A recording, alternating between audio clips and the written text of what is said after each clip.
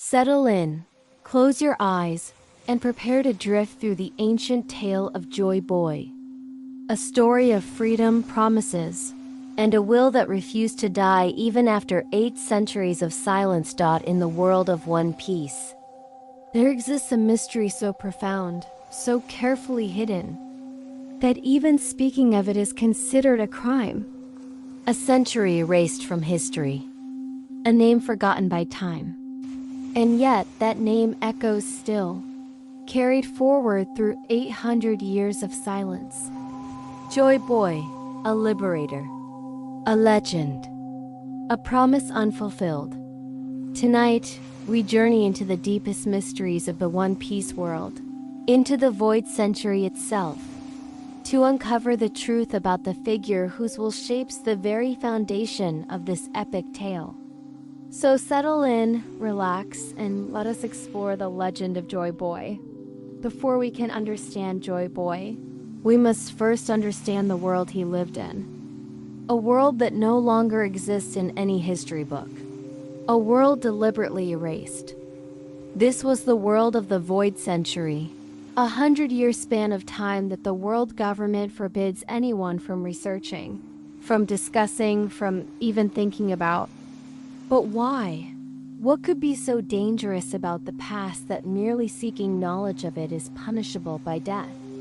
During this time, roughly 800 years before the present day of One Piece, there existed a kingdom. Not just any kingdom, but one of immense power and influence. The Ancient Kingdom, as it has come to be called. We don't know its true name. That name, like so much else, was scrubbed from every record, every stone, every whisper of history. But what we do know is that this kingdom was advanced beyond measure. Their technology, their ideals, their very way of life represented something that would later be deemed too dangerous to remember. The Ancient Kingdom stood as a beacon in its time. But it did not stand alone, and it did not stand unopposed. Across the world, 20 kings began to rise. 20 rulers who would eventually unite not in friendship, but in opposition. Opposition to what the Ancient Kingdom represented. Opposition to its power. Opposition, perhaps, to the very ideals it stood for. These 20 kings formed an alliance, and from the seeds of that alliance, conflict would inevitably bloom. What followed was war. Not a small war, not a regional conflict, but a war that would reshape the entire world. A war so massive, so devastating, that its conclusion would mark the division between everything that came before and everything that came after. The Void Century was not simply erased because it was old history. It was erased because whoever won that war decided that the truth of what happened, the truth of what was fought for, could never be allowed to survive. And yet, even erasure is incomplete. Even in a world where the victors write history, traces remain. Whispers, fragments, ancient texts carved in indestructible stone. And most importantly, a name that refused to be forgotten. Joy Boy. The name itself carries weight, doesn't it? In a war, in an age of conflict and erasure, why would someone be remembered as Joy Boy? What kind of person brings joy in the midst of such darkness? That question lies at the heart of everything. From the ashes of this forgotten era emerged a figure unlike any other. Joy Boy. The name itself seems almost whimsical, doesn't it? Almost out of place in a story of war and kingdoms falling. And yet, perhaps that's precisely the point. In a time of great oppression, in an age where darkness spread across the world, there came someone who embodied the opposite. Someone who brought laughter. Someone who brought hope. Someone who brought joy. Joy Boy was not a king in the traditional sense, though he commanded great respect and loyalty. He was not a warlord, though he stood at the center of a great conflict. Joy Boy was something more fundamental. He was a liberator, a symbol, an idea made flesh. He emerged from the ancient kingdom itself, standing as perhaps its greatest champion, its truest representative of what that lost civilization believed in. But what did he believe in? What drove this figure to become the symbol he would remain for 8 centuries? Freedom, liberation, the right of all people to live as they choose, to laugh as they wish, to exist without the chains of oppression. These weren't just ideals for Joy Boy, they were his very essence. In a world where 20 kings sought to establish a new order, an order built on control and hierarchy, Joy Boy represented the opposite. He represented chaos, yes, but the good kind of chaos. The chaos of freedom. The chaos of laughter that cannot be contained or controlled. The 20 kings, soon to establish themselves as the world government, saw the ancient kingdom as a threat. But Joy Boy was more than a threat. He was everything they opposed made manifest. Where they sought order, he brought liberation. Where they sought control, he brought joy. Where they built walls, he tore them down. Not through cruelty or tyranny, but through something far more powerful and far more dangerous to those who would rule. He inspired people. He made them believe that another way was possible. Don't think about that for a moment. In a world at war, in a time of great suffering, Joy Boy didn't become a legend through conquest or domination. He became a legend because he made people smile, because he gave them hope, because wherever he went, laughter followed. That's a power that cannot be fought with swords or armies. That's a power that echoes through time itself. And here's what makes Joy Boy truly fascinating. He wasn't simply a man fighting a war. He was something more. A figure whose very presence seemed to change the world around him. His actions inspired not just loyalty or respect, but something deeper.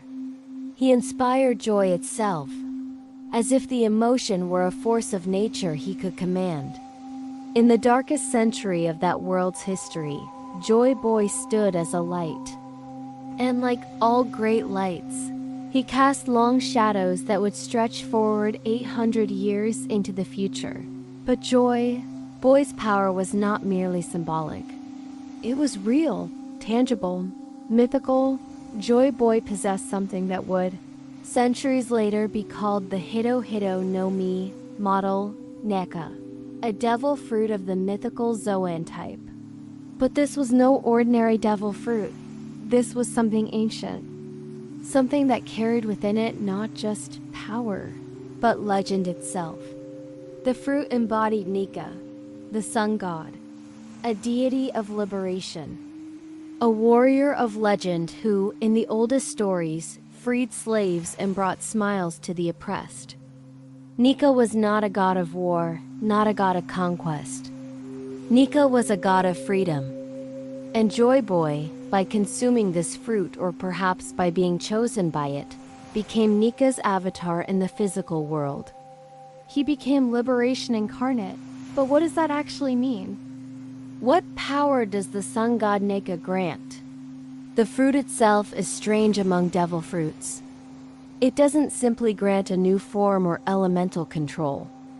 It doesn't just make the user stronger or faster. No, the Hito Hito no Mi model, Nika does something far more profound. It grants the user a body with the properties of rubber. Yes, but more than that. It grants freedom. Freedom from the very laws that govern reality. Freedom to fight in whatever way brings the most joy. Freedom to bend the world itself to the rhythm of liberation, and there is a rhythm. A literal physical rhythm. When the fruit awakens, when its true power manifests, something extraordinary happens. A sound emerges. A heartbeat. Drums. The drums of liberation. This isn't metaphorical. This is a real, audible phenomenon. A rhythm that echoes from the user's own heartbeat, transformed by the power of Nika into something that can be heard by those with the ability to perceive it. Boom, boom, boom. The sound of freedom itself, beating like a heart. Joy Boy, 800 years ago, awakened this power. He heard these drums. He felt this rhythm. And with it, he fought not just with strength, but with joy. His fighting style, his very existence, became something cartoon-like, something that defied logic and expectation. He could stretch and bend reality itself, turning the serious business of war into something almost playful, almost absurd. And that absurdity was his greatest weapon. Because how do you fight someone who treats the battlefield like a playground? How do you defeat someone whose power is joy itself? The drums of liberation that Joy Boy awakened would fall silent after his defeat. For 800 years, no one would hear them again. The fruit itself would be lost, hidden, disguised by the world government under a different name. They called it the Gomu Gomu no Mi, the gum gum fruit, a common paramecia. Nothing special, nothing to worry about, but they worried nonetheless. They hunted it. They tried to possess it, because deep down they knew what it really was. They knew that if that fruit awakened again, if someone else heard those drums, if Joy Boy's power returned to the world, everything they had built might come crashing down. And they were right to worry. Because 800 years later, those drums would sound again. The heartbeat of liberation would return. But we're getting ahead of ourselves. There is still much more to tell about the original Joy Boy, about what he did, about who he fought alongside, about the promises he made and the promises he broke. Joy Boy did not fight alone. No liberator ever does. Freedom is not a solitary pursuit. It is something shared, something that spreads from person to person, from heart to heart. And Joy Boy had allies. Powerful allies. Strange allies. Allies whose descendants would still remember him 800 years later. First among these was the ancient kingdom itself. Joy Boy was their champion, their representative, perhaps even their leader, though the exact nature of his role remains unclear. What is clear is that he fought for them. He stood with them against the 20 kings. He embodied everything they believed in, everything they stood for. And when the war came, when the choice between freedom and order had to be decided by blood and steel, Joy Boy was at the forefront. But the ancient kingdom was not his only ally. There were others. Others who would pay dearly for their loyalty. One of the most extraordinary of these allies was Zunisha. Yes, the Zunisha. The massive, ancient elephant that, in the present day, carries the entire civilization of the Minks on its back as it wanders the seas. Zunisha, who is over 1,000 years old. Zunisha, who committed some terrible crime and was sentenced to walk for eternity. But what was that crime? And who was Zunisha before the punishment? 800 years ago, Zunisha followed Joy Boy's orders. This colossal creature, perhaps the largest living being in the world, moved according to Joy Boy's will. Zunisha fought in the Great War. This wasn't just a man and his pet. This was a partnership between a liberator and a being of immense, almost incomprehensible power. Imagine that for a moment. Imagine the battlefield of the Void Century, with Joy Boy standing atop Zunisha, bringing liberation to the oppressed while the 20 kings' forces tried in vain to stop them. What battles did they fight together? What wonders did they accomplish? We can only speculate, but the bond between Joy Boy and Zunisha must have been profound. so profound that when Joy Boy fell, when the war ended in defeat, Zunisha's punishment was not death. It was something worse. Eternal wandering. Eternal walking. Forbidden from acting without orders and with no one left to give those orders. For 800 years, Zunisha has walked the seas, carrying the weight of guilt for whatever happened during that ancient war. But there were others. The Kazuki clan of Wano. This family, this lineage of stonemasons and warriors, became Joy Boy's trusted allies. They understood something that Joy Boy knew was essential. That even if he lost, even if the ancient kingdom fell, even if everything he fought for was erased, the truth had to survive. History had to survive. And so the Kazuki clan made a pledge. They would preserve the truth, no matter what it cost them, no matter how long it took. They would ensure that one day, someone would learn what really happened. These alliances tell us something important about Joy Boy. He wasn't just powerful. He was trusted. He inspired loyalty that would last centuries. The Kazuki clan would pass down their knowledge through generations, waiting for the day when the truth could be revealed. Zunisha would continue to walk, waiting for the day when Joy Boy's orders could be heard again. These weren't just allies. They were believers. Believers in Joy Boy's vision. Believers in a world that could be free. And there may have been others. Other kingdoms, other peoples, other creatures we haven't yet discovered. The Void Century was 100 years long. 100 years of war, yes, but also 100 years of alliances being forged, of friendships being made, of bonds being created that would transcend time itself. Joy Boy connected people. He brought them together. And even though he would ultimately fail, even though he would fall, those connections would remain. Buried in the forgotten past, waiting for someone to uncover them once more. Among all of Joy Boy's actions, among all his battles and alliances, there is one promise that stands out above all others. A promise that reveals the true depth of Joy Boy's vision for the world. A promise made to Fishman Island. A promise that, even 800 years later, has not been forgotten. In Joy Boy's time, there lived a mermaid princess. We don't know her name. We don't know exactly who she was. But we know she was important. So important that Joy Boy himself made a promise to her.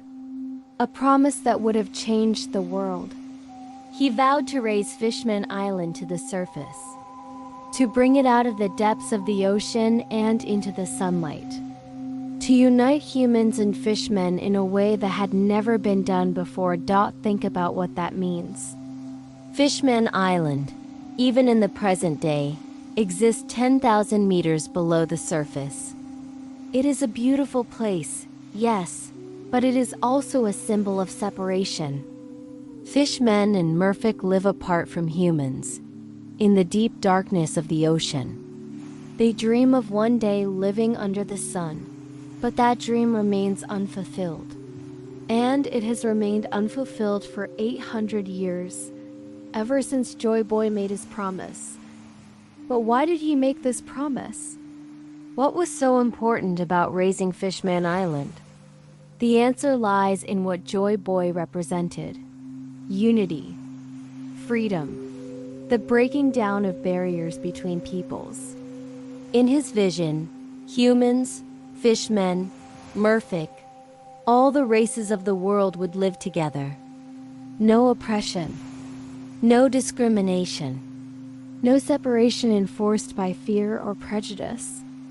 Fishman Island remaining in the depths was a symbol of division. Raising it to the surface would be a symbol of unity. A new world where everyone could live freely under the same sun. But Joy Boy failed. For reasons we still don't fully understand. He could not fulfill his promise. Was it because he lost the war? Was it because he died before he could complete his plan? Was it because the means to do so were destroyed in the conflict? We don't know. What we do know is that Joy Boy felt this failure deeply. Deeply enough that, even in defeat, even as everything he fought for crumbled around him, he took the time to leave an apology. On Fishman Island, there stands a poneglyph, an indestructible stone carved with the ancient language. And on that poneglyph is a message from Joy Boy himself, an apology to the mermaid princess. I'm sorry I couldn't keep my promise. I'm sorry I failed you. But the message doesn't end there. Because even in failure, Joy Boy maintained hope. The message also contains another promise. A promise that someone, someday, would fulfill what he could not. Someone would come. Someone would raise Fishman Island to the surface. Someone would complete what Joy Boy started. 800 years later, Nico Robin would read this poneglyph. She would see Joy Boy's apology, feel the weight of his failure. But she would also note something important. This poneglyph, like many others, requires context. It's part of a larger puzzle.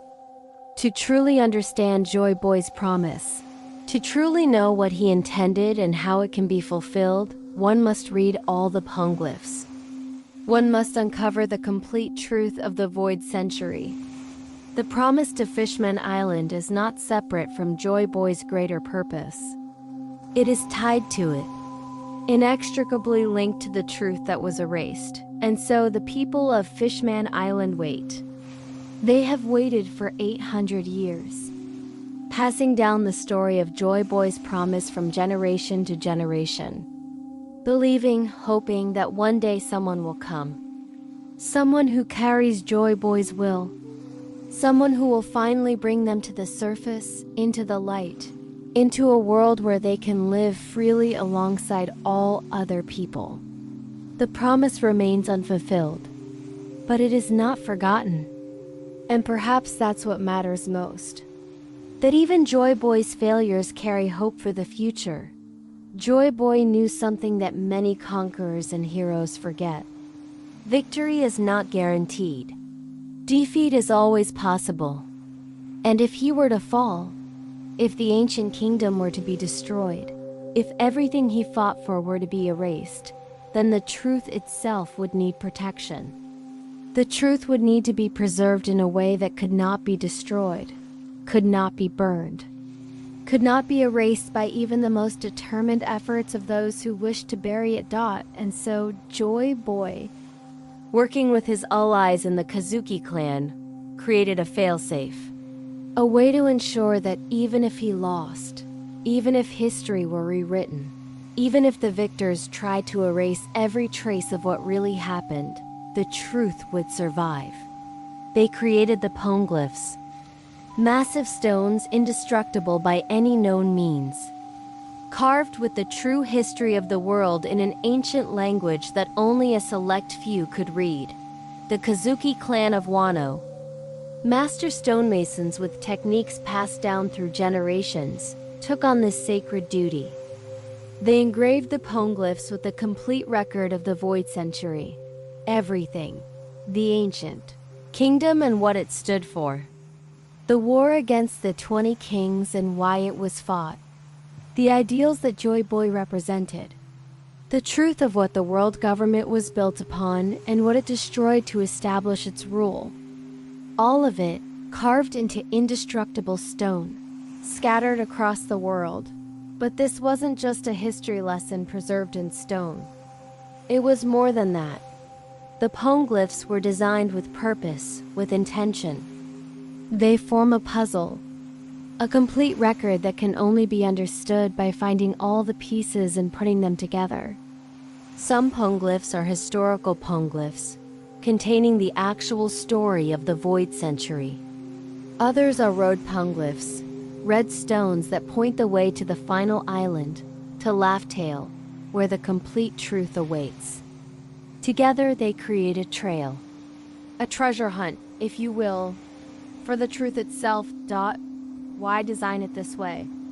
Why not simply write the truth plainly on one giant stone?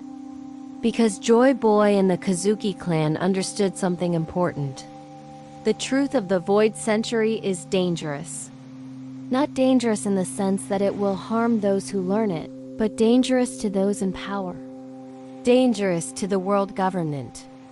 So dangerous that if the truth were easily accessible, the world government would guard it eternally, would station armies around it, would ensure that no one could ever reach it. But by scattering the poneglyphs, by making the truth require a journey across the entire world, by encoding it in a dead language that must be learned and passed down through secret bloodlines, Joy Boy ensured something else. He ensured that only someone truly committed, truly capable, truly worthy would be able to uncover it. Someone who had traveled the world. Someone who had faced incredible challenges. Someone who had proven themselves. Someone who, by the time they reached the truth, would be strong enough to do something about it. And there's another layer to this. The poneglyphs can't be destroyed. The world government has tried. They've tried for 800 years. They've used every weapon at their disposal, every technique, every method they can conceive of. The poneglyphs stand unmarked, untouched, perfect as the day they were carved. This is the Kazuki clan's craft. This is their art. They created something that would outlast empires. Something that would outlast the world government itself. Because truth, real truth, cannot be destroyed. It can only be hidden. And what is hidden can always be found. Over the centuries, the poneglyphs have been scattered further. Some sit on islands long forgotten. Others are guarded by kingdoms that may not even know what they possess. Some have been collected by those seeking the truth. The world government has tried to gather them, to lock them away where no one can read them. But the stones remain, waiting, patient as only stone can be. Waiting for someone to collect them, to read them. To piece together the complete story of what really happened 800 years ago. And when that happens, when someone finally assembles the complete truth, when someone reads every poneglyph and understands the full scope of what Joy Boy and the ancient kingdom represented, that person will have a choice to make. What will they do with that knowledge? Will they keep it secret? Will they use it for personal gain? Or will they do what Joy Boy hoped they would do? Will they finish what he started? Will they bring the dawn of a new age? The poneglyphs are more than history. They are a challenge, a call to action, a message sent forward through time, asking, begging, for someone to complete the mission that Joy Boy could not, but for all his power, for all his allies, for all the joy and hope he inspired, Joy Boy could not win. The war that consumed the Void Century came to an end. And when it ended, the ancient kingdom fell. Joy Boy was defeated. The liberator could not liberate. The bringer of joy could not prevent the darkness from spreading. This is perhaps the most tragic aspect of Joy Boy's story. That despite everything he represented, despite the power of Nika flowing through him, despite the drums of liberation beating with every heartbeat, he lost. We don't know the exact details of his defeat. Was it a single climactic battle? Was it a gradual wearing down of the ancient kingdom's forces? Did Joy Boy die in combat, or did he survive only to see everything he fought for destroyed? The poneglyphs are frustratingly silent on these specific details, or perhaps those stones simply haven't been found yet. What we do know is that the 20 kings emerged victorious. The alliance of rulers who opposed the ancient kingdom succeeded in their goal. They won the war. They reshaped the world according to their vision. And with that victory came erasure. The Void Century didn't get its name by accident. It was made void, emptied of meaning, stripped of history. The world government, formed from the alliance of the 20 kings, immediately set about destroying every record, every document, every story of what had really happened. They rewrote history to suit their narrative. They established their rule as legitimate, as necessary, as the only possible order for the world. And anyone who questioned that narrative, anyone who sought the truth, would be branded a criminal. Joy Boy's name should have died with him. His story should have been erased completely. But you can't erase an idea. You can't destroy hope. Even in defeat, even with his kingdom fallen and his allies scattered, Joy Boy's legacy persisted. His promise remained carved in indestructible stone. His name lived on in whispers, in fragments, in the memories of those like the Kazuki clan who refused to forget. The world government won the war, but they couldn't kill what Joy Boy represented. They couldn't stop the echo of his laughter from reaching forward through time. And there was punishment for those who stood with Joy Boy. Zunisha, the mighty elephant who had followed Joy Boy's commands, who had fought in the Great War, was sentenced. Not to death, but to something arguably worse. Eternal wandering. Zunisha was condemned to walk the oceans for the rest of time, never stopping, never resting. Forbidden from acting independently.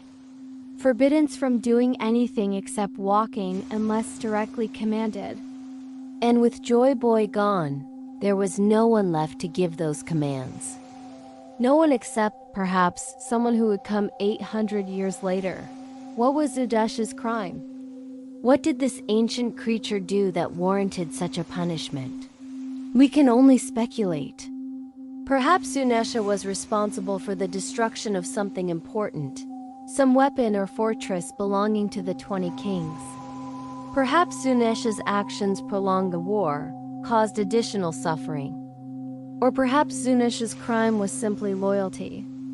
Loyalty to Joy Boy. Loyalty to the ancient kingdom. Loyalty to the wrong side, at least from the perspective of those who won.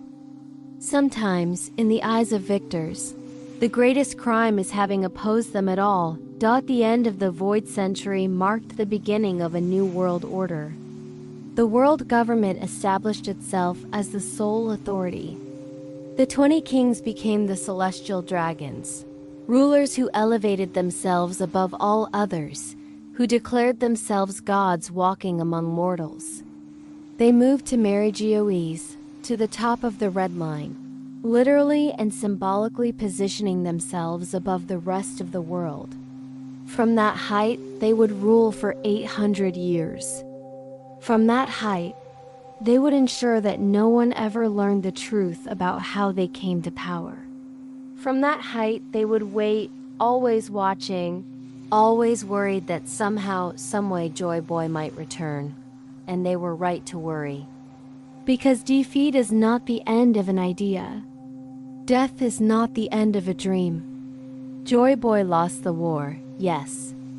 But his will, his legacy, his promise to the future, those things survived. Hidden in stone, whispered in legends, passed down through bloodlines that remembered. The world government won the battle for the present. But Joy Boy ensured that the battle for the future would continue. And 800 years is a long time to wait. A long time for the victors to grow complacent.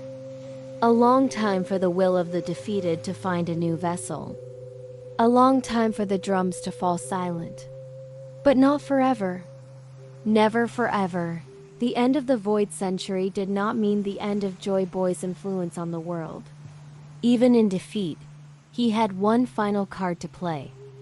One last move in a game that would extend centuries beyond his own life. Because Joy Boy didn't just leave poneglyphs scattered across the world as a historical record. He left something else. Something that would become the ultimate goal of every pirate who dared to dream. He created Laugh-Tale, the final island, the place where the complete truth of the world awaits. Laugh-Tale is not easy to reach. In fact, it's impossible to find through normal means. You cannot simply sail there. You cannot stumble upon it by chance. To reach Laugh-Tale requires collecting all 4 road poneglyphs, the red stones that, when their information is combined, point to a specific location in the ocean.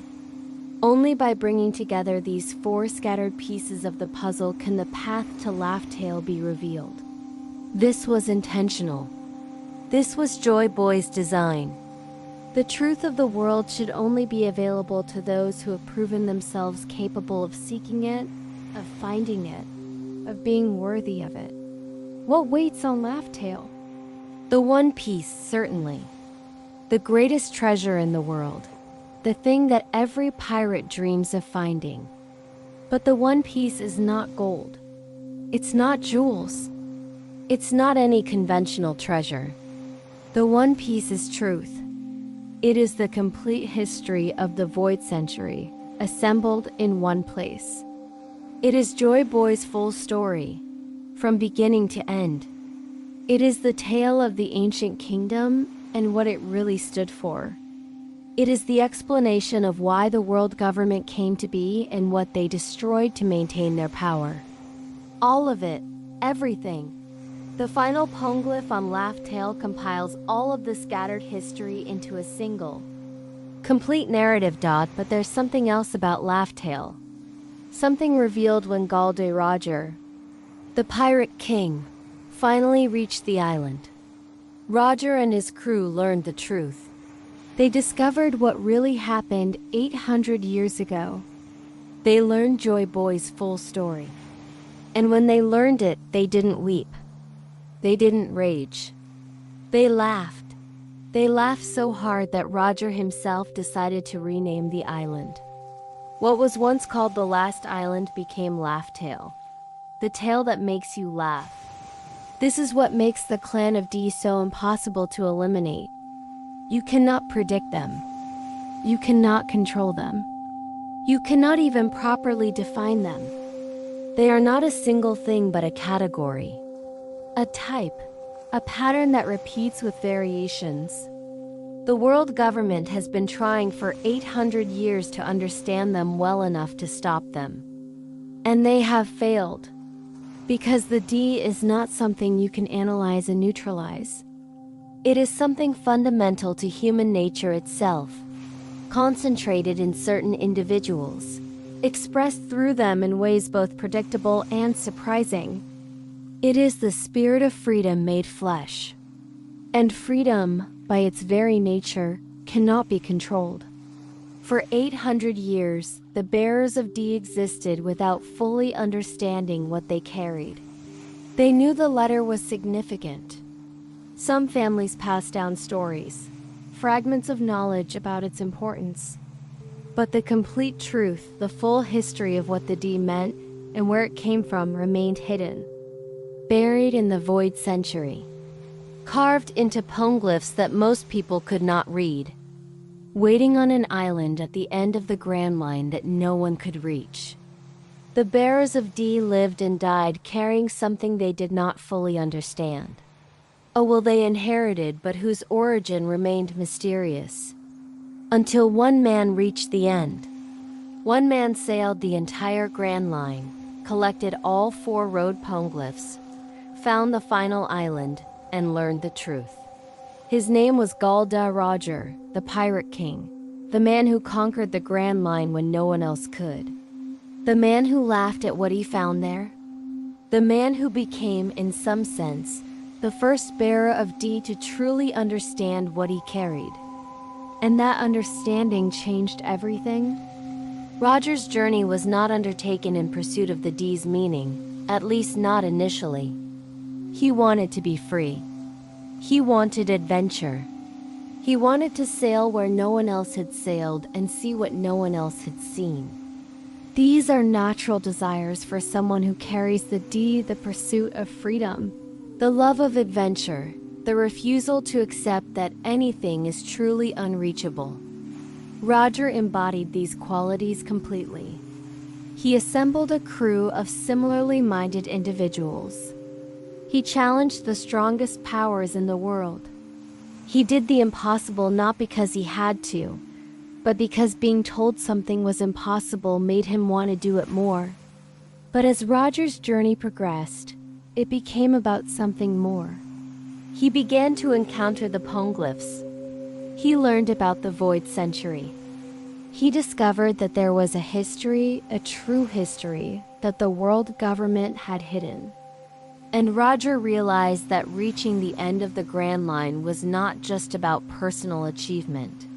It was about learning what had been erased. About understanding the truth that the world was not allowed to know. Roger had Odin with him, who could read the poneglyphs. Roger had the determination to collect all 4 road poneglyphs despite the difficulty. Roger had the strength to overcome every obstacle between him and Laughtail. And so he reached it. He stood on the final island. And he learned everything. What did Roger learn on Laughtail? We don't know the complete details. But we know some things. He learned about the ancient kingdom. He learned about Joy Boy. He learned about the war that had been fought 800 years ago. He learned why the world government had erased the Void Century. He learned what the D meant, what it represented, where it came from. He learned the true history of the world, the history that had been hidden so carefully for so long. And when he learned it, he laughed. He laughed so hard that he decided to rename the island itself. What had been called the last island became Laughtail, the tale that makes you laugh. But why did Roger laugh? What could be funny about the tragedy of the Void Century? About the destruction of the ancient kingdom? About 800 years of lies and erasure? Perhaps the laughter was not about humor. Perhaps it was about irony. The irony that the world government had worked so hard to hide something that, once revealed, would make their position untenable. The irony that all their efforts to erase the D had only made it more significant. The irony that the very act of trying to control history had created the conditions for that history to eventually be revealed. Or perhaps the laughter was about recognition. Roger saw Joy Boy's story and recognized himself in it. Recognized the same spirit, the same will, the same refusal to accept the world as it was given. And in that recognition, he found not tragedy but connection. A link across 800 years to someone who understood what it meant to carry the D. But Roger also understood something else when he reached Laughtail. He understood timing. He learned that there was a prophecy, a prediction, a sense that someone would come to complete what Joy Boy had started. But Roger realized that he was not that person. He was too early. The world was not ready. The pieces were not in place. Whatever needed to happen to truly challenge the world government, to reveal the truth, to complete the mission of the D, required conditions that did not yet exist. Roger had the knowledge. He had the will. He had proven himself capable of anything. But he did not have time. Roger was dying. A disease was killing him, slowly but certainly. He did not have years to prepare the world. He did not have time to assemble allies, to build movements, to create the conditions necessary for revolution. He could force it. He could use what he knew, his fame, his power, to try to tear down the world government immediately. But that would fail. It would be premature. It would waste the knowledge he had gained. And worse, it would betray what he had learned on Laughtail.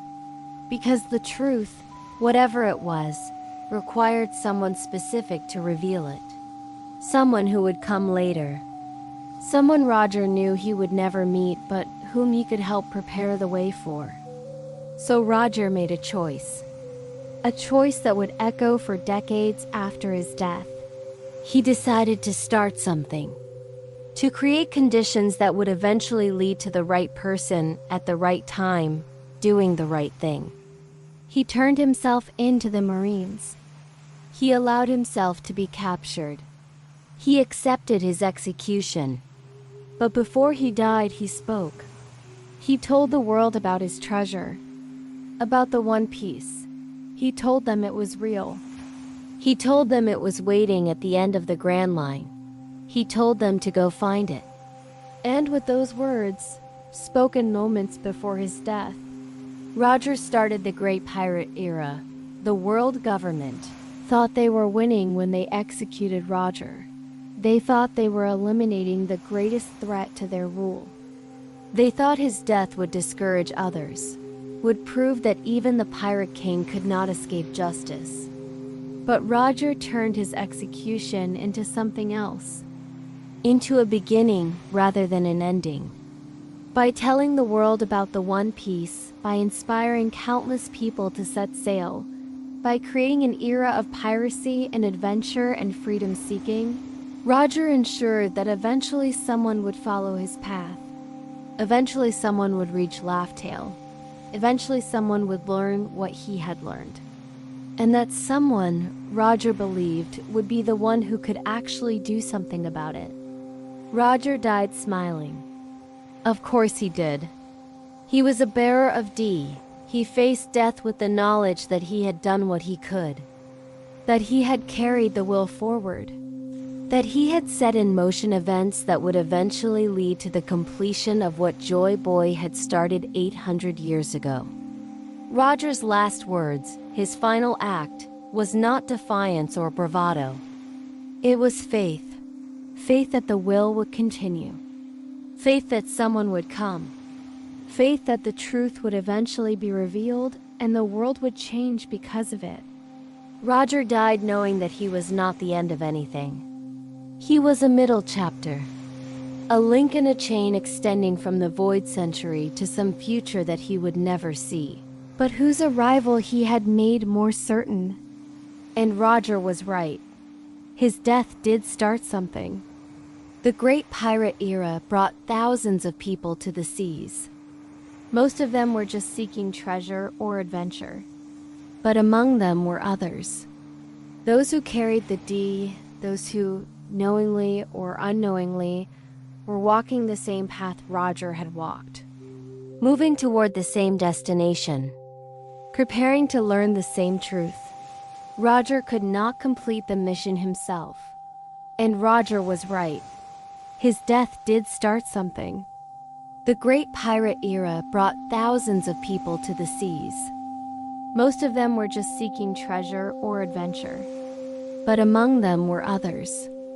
Those who carried the D, those who, knowingly or unknowingly, were walking the same path Roger had walked. Moving toward the same destination. Preparing to learn the same truth.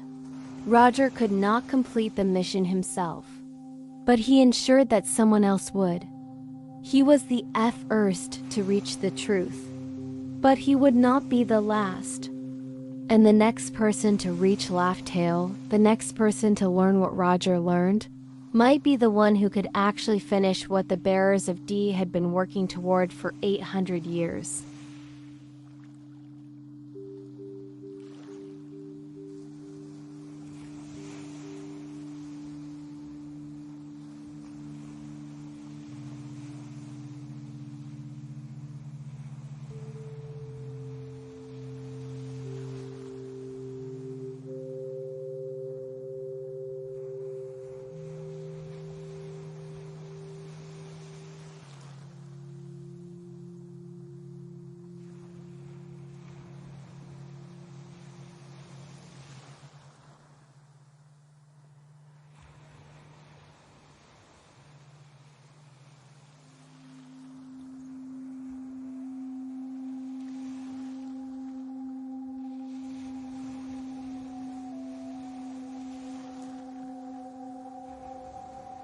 Roger's legacy is not just the Great Pirate Era. it is not just the inspiration he provided to countless pirates. His legacy is understanding. He proved that the truth could be reached. He proved that the secrets of the Void Century could be uncovered. He proved that bearers of D, if they were determined enough, strong enough, brave enough, could learn what they were really carrying. And that proof, that example, changed everything. Before Roger, the D was a mystery even to those who bore it. After Roger, it became a goal, a destination, something that could be understood if you were willing to sail far enough, fight hard enough, search long enough. Roger transformed the will of D from an inherited burden into an achievable quest. And in doing so, he brought the world one step closer to the dawn that had been promised 800 years ago. There is a moment that repeats throughout the history of the bearers of DA, moment that occurs when they face their end. When death is certain and escape is impossible. When the final second of their life is about to arrive.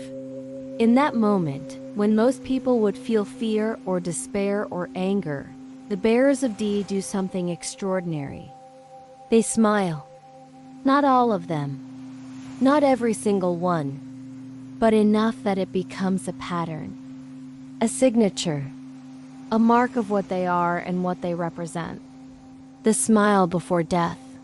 The final expression of a will that cannot be broken, even by the end of existence itself. Gul de Roger smiled as he was executed. Surrounded by Marines. Watched by crowds who came to see the Pirate King die. Knowing that in moments his life would end. And in that moment he smiled. Not a bitter smile. Not a forced smile. But a genuine expression of something that looked like joy. His last words inspired a generation. His last smile proved that even death could not diminish what he carried.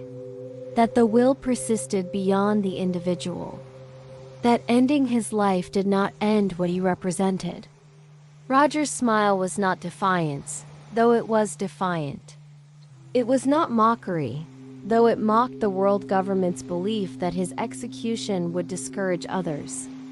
It was something purer. It was the expression of someone who had lived fully, who had achieved what he set out to achieve, who understood that his death was not an ending but a transition. The will would continue. The dream would persist. And knowing this, truly understanding it, allowed him to face his end with joy. Portgas DA smiled as he died. Not at his execution, which he escaped, but in his FNL moments, after taking a blow meant for his brother, after sacrificing himself to save Luffy. As his life faded, as he lay dying in Luffy's arms, Ace smiled. He thanked everyone for loving him despite the cursed blood he carried as Roger's son. He expressed gratitude for the life he had lived. He died at peace, surrounded by those who cared for him, knowing that his death had meaning, that it had saved someone important, that it was, in its own tragic way, a good death. Ace's smile was acceptance, not of defeat, but of fate. Not of meaninglessness, but of purpose. He died carrying the D, and like Roger before him, he died proving that death could not break the spirit of those who bore it. Jaguar de Sol laughed as he was frozen. A giant marine who had defected to protect a child, who had chosen to defy his orders, his government, his entire world to save Robin. Kuzan, his friend, was forced to execute him. Ice spread across Sol's body. He was dying slowly, freezing solid, experiencing what must have been excruciating pain. And in those final moments, as the ice consumed him, Sol laughed. A loud, booming laugh that echoed across O'Hara as it burned. He told Robin to live, to survive, to carry forward the knowledge that O'Hara had tried to preserve. And he laughed, because even in death, even in the failure of his mission, Even as everything he tried to protect was being destroyed, Saul understood something. The will would continue. Robin would survive. The knowledge would persist. His death was not the end. It was just another chapter in a story that stretched back 800 years and would continue long after he was gone. Why do they smile? Why do they laugh? What do the bearers of D understand about death that allows them to face it this way? Perhaps it is this. They understand that they are not just individuals. They are vessels, carriers of something larger than themselves. The will of D does not belong to them personally. They are simply the current expression of it. And when they die, the will does not die with them. It finds another vessel, another carrier, another person who will continue what they started. This understanding removes the sting from death. Not the pain, perhaps. Not the sadness of leaving loved ones behind. But the fear, the despair, the sense that death represents a final, absolute ending. For the bearers of D, death is a transition. The will moves on. The dream persists. And knowing this makes even death bearable. Even in some strange way acceptable. This smile terrifies the world government. They can handle rebels. They can handle people who fight back, who resist, who try to escape. Those people are afraid of death, and fear can be weaponized. You can use the threat of death to control them, to make them compromise, to break their spirit. But how do you control people who are not afraid to die? How do you threaten someone who faces execution with a smile? How do you break the spirit of someone whose final act is laughter? The smile before death is not just a personal expression. It is a weapon. It is proof that the world government's ultimate power, the power to end lives, is not as absolute as they would like to believe. Because you can end a life, but you cannot end what that life represents. You cannot kill a will. You cannot execute an idea. You cannot destroy a dream that extends beyond any individual dreamer. Every public execution of a bearer of D becomes a problem for the world government. They want executions to be warnings, to be deterrents, to show the world what happens to those who defy the gods. But when the person being executed smiles, when they laugh, when they face death with joy instead of fear, the message changes. The execution stops being a warning and becomes an inspiration. It proves that what the person believed in was worth dying for. It demonstrates a level of commitment that mere words could never convey. It shows anyone watching that death is not the worst thing that can happen. That there are things worth dying for. Ideas worth sacrificing yourself to preserve. And that realization is dangerous to any system built on fear and control. The smile before death is also a message to other bearers of DA, confirmation that they are on the right path. That what they carry is real and important and worth any sacrifice. When Roger smiled at his execution, every bearer of D who heard about it understood something. That Roger had found what he was looking for. That he had learned the truth. That his death was not a defeat, but a deliberate choice made with full knowledge of what it meant. When Ace smiled as he died, Luffy understood, eventually, that his brother's death had meaning. That it was not a waste, but a sacrifice made willingly and at peace. The smile is a communication across time and space. It tells other bearers of D that they are not alone. That others have walked this path before. That the will is real and worth carrying forward. And there is something else about the smile. Something more subtle, but perhaps more important. The smile is joy. Real, genuine joy. Not forced. Not fake. Not a mask over fear. The bearers of D, in their final moments, are experiencing something that looks like happiness. And this suggests something profound about what they understand.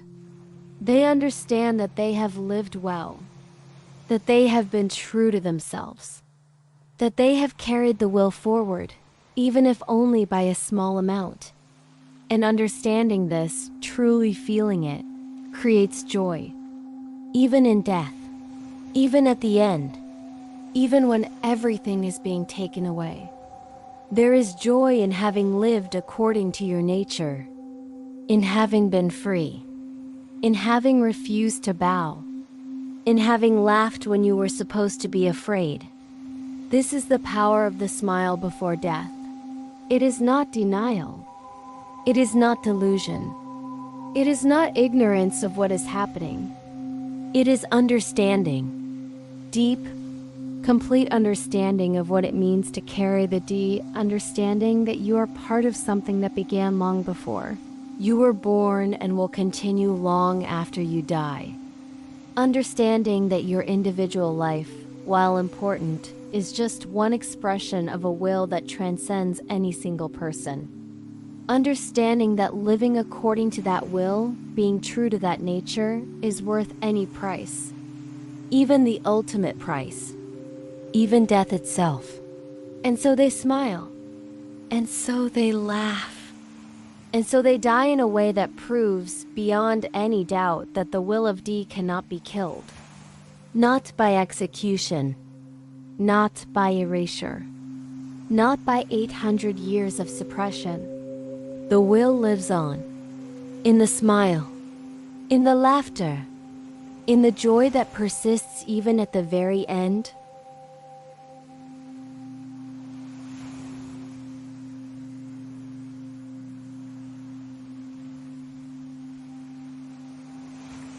The will of D is not a single thing.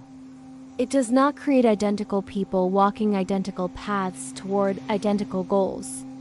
This is crucial to understand. The D represents a nature, a tendency, a set of characteristics. But how those characteristics manifest, what form they take, what purposes they serve, varies tremendously from person to person. The bearers of D are united by certain shared traits, yes, but they are separated by everything else, by their choices, by their circumstances, by their individual interpretations of what their D means and what they should do with it. The result is a fascinating divergence. Multiple paths, all carried by people with the same letter in their name, all heading in completely different directions. Consider Monkey D. Garp, the hero of the Marines. A man who has devoted his entire life to serving the organization that enforces the world government's will. Garp is powerful, perhaps as powerful as Roger ever was. He has captured countless pirates. He has fought for the Marines in wars and conflicts that shaped the world. He has upheld the law. He has maintained order. And yet, he carries the D. He possesses all the characteristics that make bearers of D dangerous to the world government. The refusal to bow. The resistance to absolute authority. The tendency to laugh when he should be serious. The powerful will that cannot be broken. Garp's path shows that the D does not automatically make you a revolutionary or a pirate. It does not force you into opposition against the world government. Garp chose to serve the Marines. And yet, even in service, his nature as a bearer of D manifests. He refused promotion to admiral multiple times because becoming an admiral would require him to serve the celestial dragons directly, and Garp cannot bring himself to bow to those who call themselves gods. He has protected those he cares about even when doing so contradicted his duty. He allowed Roger's son to be raised by someone Garp trusted, rather than ensuring the boy was eliminated as the world government wanted. Garp serves the Marines, yes, but he serves them on his own terms. He bends the rules constantly. He refuses to compromise his own sense of justice even when ordered to. He is a Marine who carries the D, and that combination creates a fascinating contradiction. A man dedicated to order who possesses a nature oriented toward freedom. Then there is Monkey D. Dragon, Garp's son, a man who took the opposite path from his father. Dragon leads the Revolutionary Army. He fights directly against the world government. He seeks to overthrow the celestial dragons and tear down the system that has ruled for 800 years. Where Garp chose to work within the system, Dragon chose to destroy it. Where Garp became a hero to the world government, Dragon became its most wanted criminal. And yet, they are both bearers of D. They both possess the same fundamental nature. The difference is not in what they are, but in what they chose to do with it. Dragon's path is perhaps the most obvious expression of what the D represents: revolution, resistance, the active pursuit of overthrowing tyranny. But even Dragon's revolution is interesting because it is not about personal power. Dragon does not seem to want to rule the world himself. He does not seek to replace the world government with himself as its head. He seeks liberation, freedom, a world where people can live without the boot of false gods on their necks. This is the D expressing itself through political action, through organized resistance, through the patient, careful work of building a movement strong enough to challenge the most powerful organization in the world.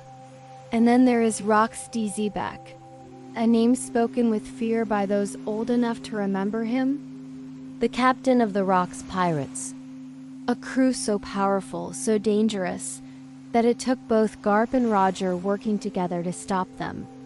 Rox was a bearer of D, but his path was neither service like Garp's nor revolution like Dragon's. Rox wanted chaos, power. He wanted to destroy the celestial dragons, yes, but not to liberate anyone. He wanted to destroy them so he could take their place, or perhaps so that no one could take their place. So that the world would descend into pure chaos with the strong taking what they wanted and the weak suffering. Rox represents the dark potential of the D, the possibility that the characteristics associated with it can be turned towards selfish ends. The refusal to bow to authority can become a refusal to respect anything. The tendency toward chaos can become destructive rather than liberating. The powerful will can be used to dominate rather than to free. Rox was dangerous not just to the world government, but to everyone. His defeat, his erasure from official history, was perhaps the one time the world government's suppression of information served a genuine purpose. Because Rox represented what happens when the D is divorced from the purpose it was meant to serve. When it becomes about personal power rather than collective liberation. Trafalgar D. Waterlaw offers yet another path. A doctor, a pirate, a man driven by personal revenge but gradually transformed by his alliance with Luffy into something more. Law's path is quieter than Dragon's revolution or Rox's chaos. Law seeks truth, understanding. He wants to know what the D means. Why he carries it. What happened during the Void Century? Law's journey is intellectual as much as physical. He is not trying to overthrow the world government out of idealistic commitment to freedom. He is trying to understand the system well enough to dismantle it, to learn its secrets, to use knowledge as a weapon against those who have maintained power through ignorance. Law represents the scholarly aspect of the D, the pursuit of forbidden knowledge. The refusal to accept that some things should not be known. In a world where researching the Void Century is a capital crime, Law's curiosity is itself a form of rebellion. His desire to understand is an expression of his D nature. Because the D is fundamentally about refusing to accept the world as it is given to you.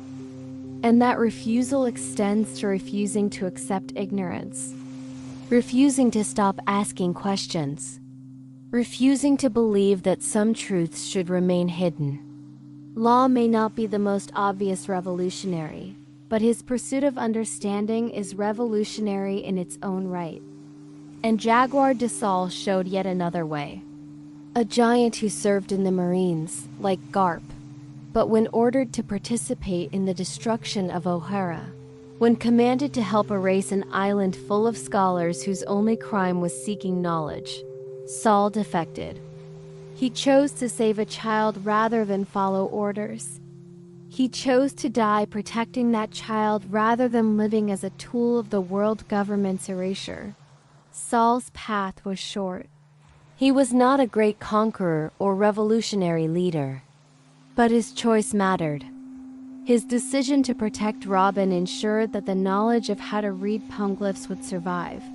His sacrifice created ripples that would eventually contribute to the truth being revealed. Saul represents the personal aspect of the D, the moment-to-moment choices that define who you are. He was not fighting a grand battle for liberation. He was simply faced with a choice.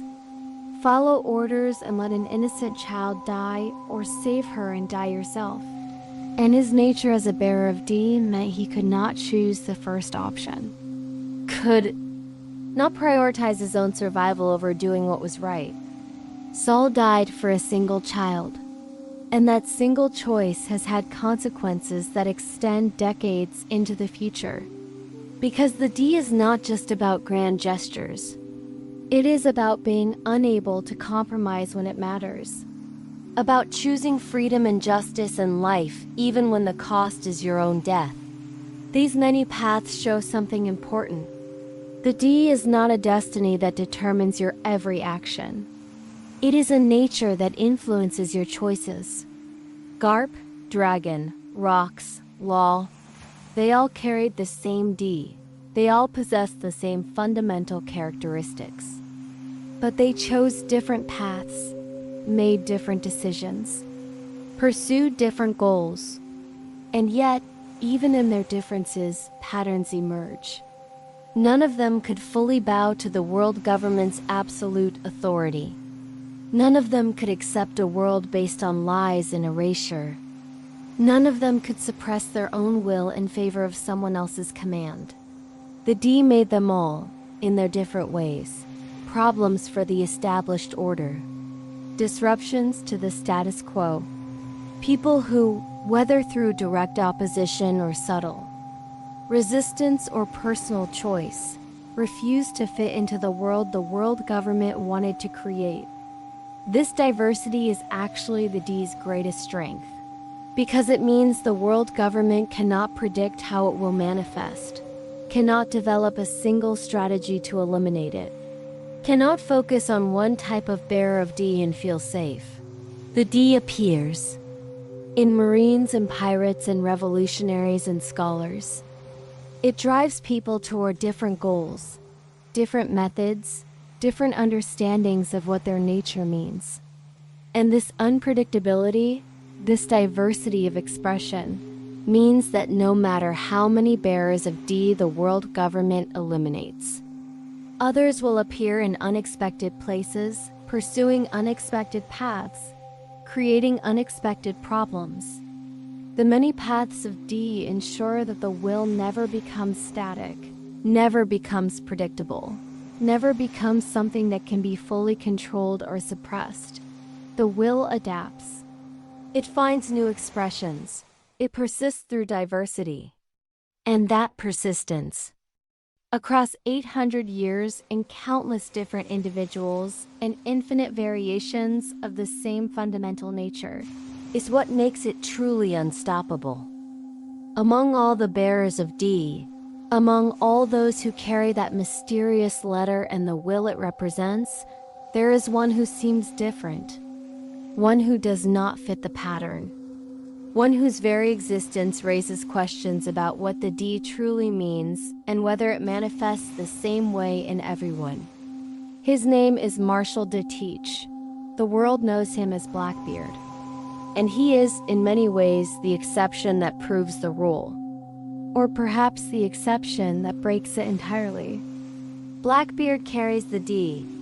There is no question about that. He possesses some of the characteristics associated with it. He is powerful. He has ambition. He cannot be controlled by others.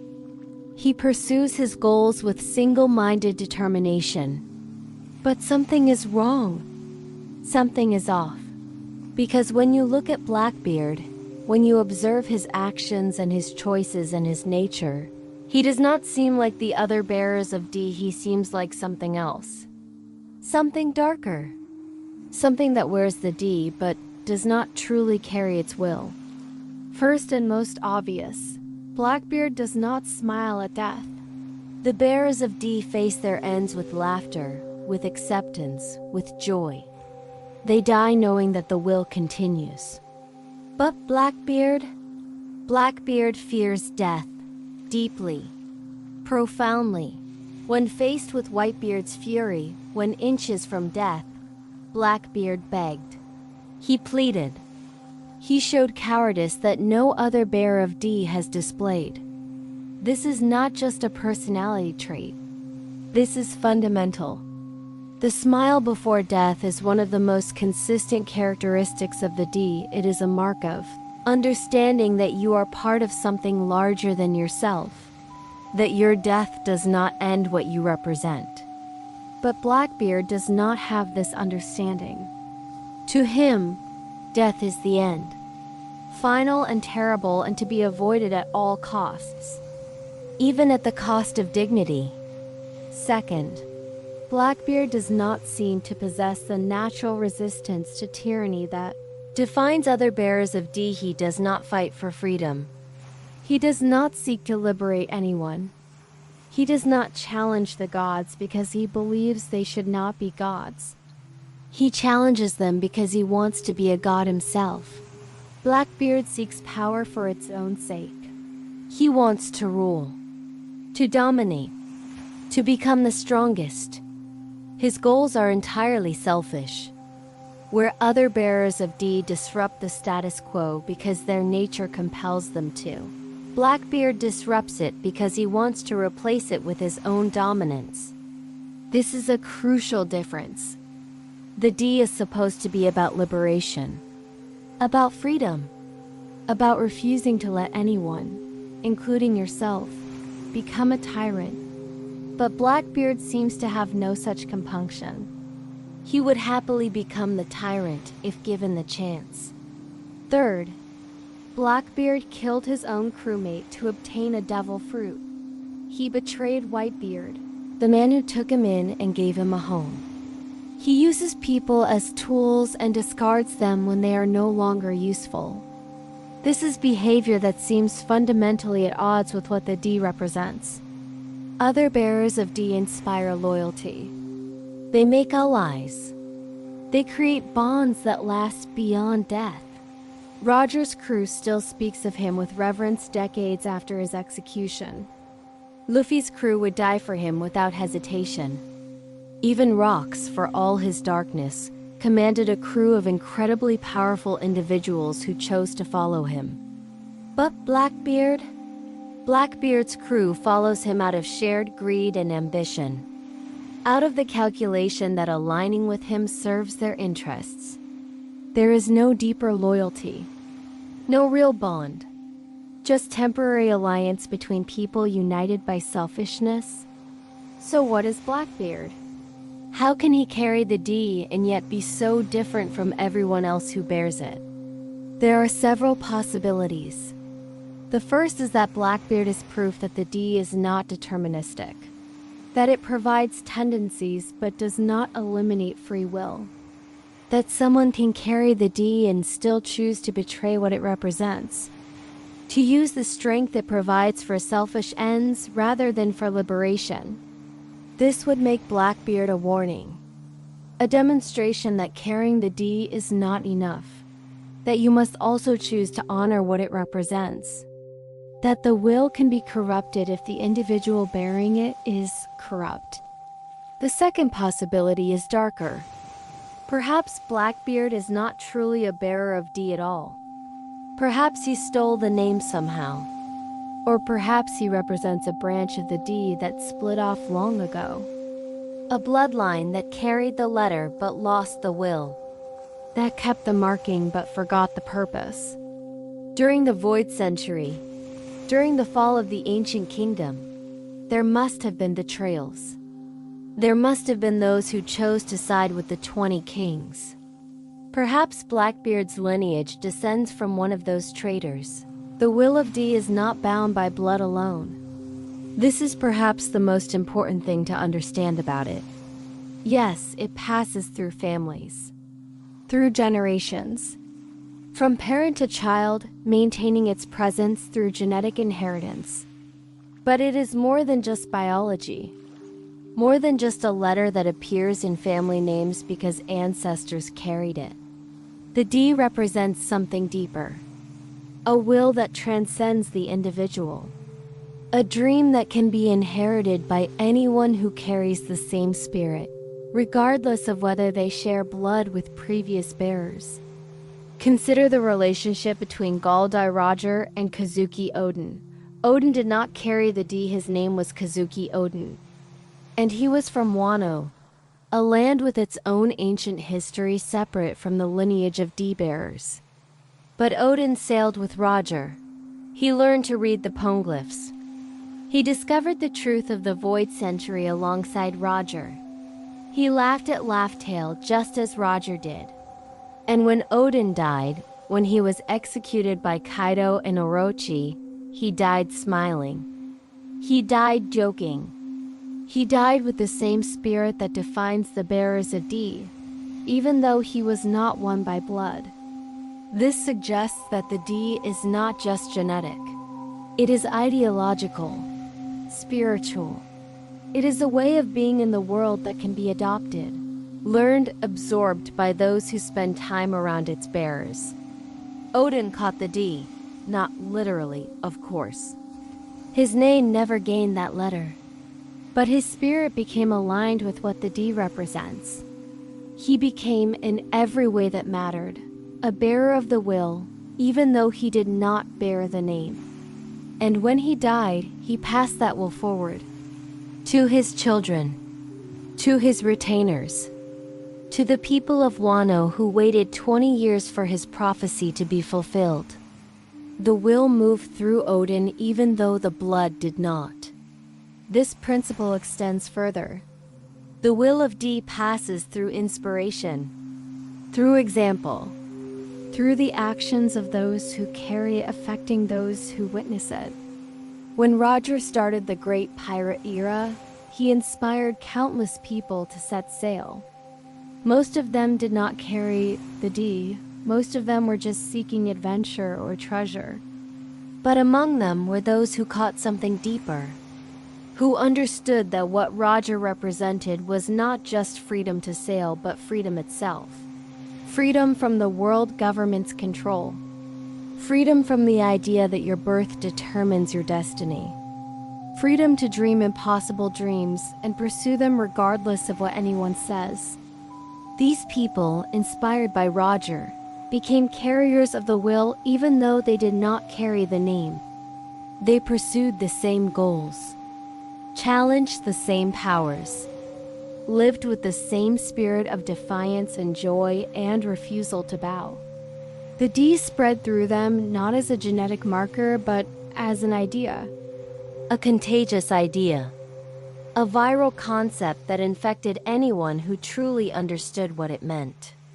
This is how the will has survived for 800 years despite the world government's best efforts to eliminate it.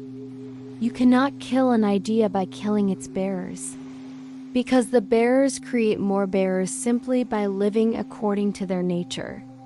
Luffy demonstrates this principle perfectly. Everywhere he goes, he changes people. Not by trying to. Not by preaching or teaching or deliberately spreading the will, but simply by being himself. By living according to his nature as a bearer of D, by freeing those who are enslaved. By challenging those who abuse power. by laughing in the face of impossible odds, by refusing to let anyone tell him what he can or cannot do. People see Luffy do these things, and something changes in them. They begin to believe that freedom is possible, that resistance can succeed, that the world does not have to be the way it has always been. Look at Luffy's crew. None of them except Luffy carry the D by blood, but all of them carry the will. Zoro refuses to bow to anyone. Nami fights for freedom from the slavery of her past. Usopp faces his fears and stands up anyway. Sanji will not let others starve. Chopper challenges the idea that being different makes you a monster. Robin pursues forbidden knowledge. Frankie builds ships of freedom. Brook persists beyond death. Jinbe breaks the barriers between species. Each of them, in their own way, expresses the same will that defines the D. They caught it from Luffy. Or perhaps they already had it, and Luffy simply helped them realize it. This is how the will passes on.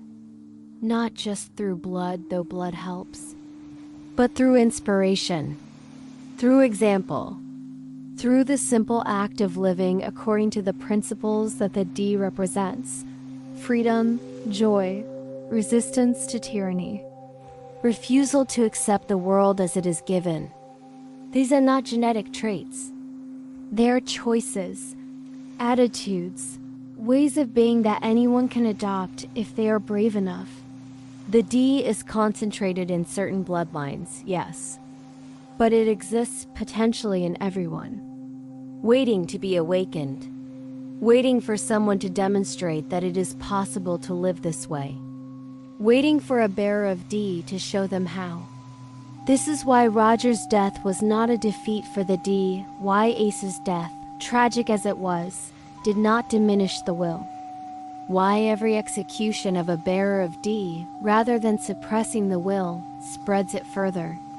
Because the will is not contained in bodies.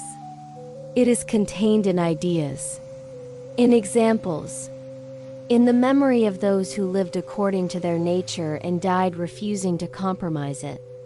These memories persist. These examples inspire. These ideas spread. And each person who adopts them, who lives according to them, who carries them forward in their own way, becomes a bearer of the will even if they do not bear the name. The D is a lineage, yes, but it is also a movement, a wave, a tide that has been building for 800 years and is finally approaching its crest. The original bearers of D, those who survived the fall of the ancient kingdom, were few in number. But over centuries, through blood and inspiration, through genetic inheritance and ideological transmission, the will has spread. It exists now in more people than ever before. Some know they carry it.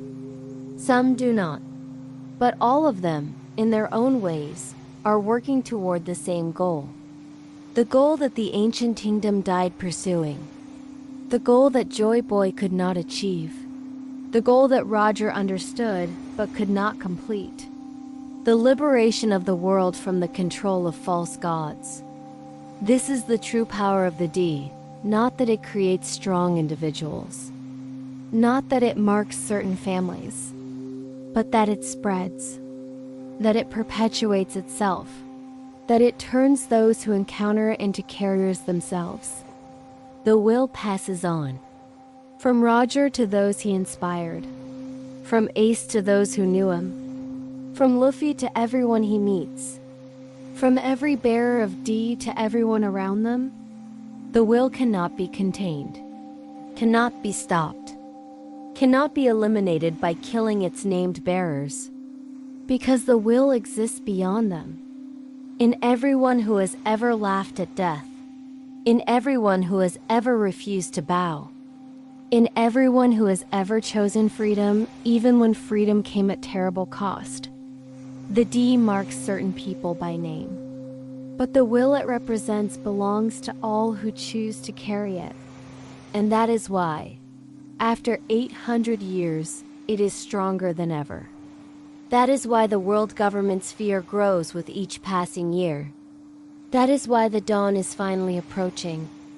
Because the will passes on, always, inevitably, unstoppably, from generation to generation, from person to person, from heart to heart. The will of D lives not in blood alone, but in every spirit that refuses to accept the world as it is and dares to imagine what it could be. The D has been called many things over the centuries. The natural enemy of God, the clan of D, the bearers of the inherited will. But what does the D actually stand for? What does it mean? This question has occupied scholars and theorists for as long as the D has been recognized as significant. And the answers, as with so much about the D, are multiple, contradictory, mysterious. Perhaps the D means all of these things. Perhaps it means none of them. Perhaps it means something that cannot be translated into any single word or concept. But the theories exist, and they are worth considering. Dawn. This is perhaps the most popular interpretation. That the D stands for dawn. The breaking of a new day after a long night. Dawn.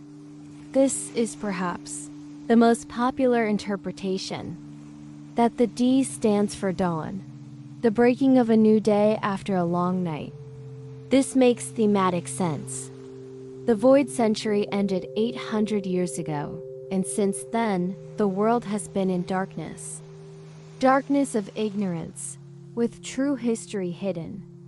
Darkness of oppression, with the world government controlling everything. Darkness of lies, with the celestial dragons calling themselves gods. The bearers of D, according to this interpretation, are those who will bring the dawn. Who will end the long night? Who will reveal the truth and let light return to the world? This interpretation is supported by prophecies scattered throughout One Piece. Talk of the dawn, of the day when light will return, of the moment when everything changes.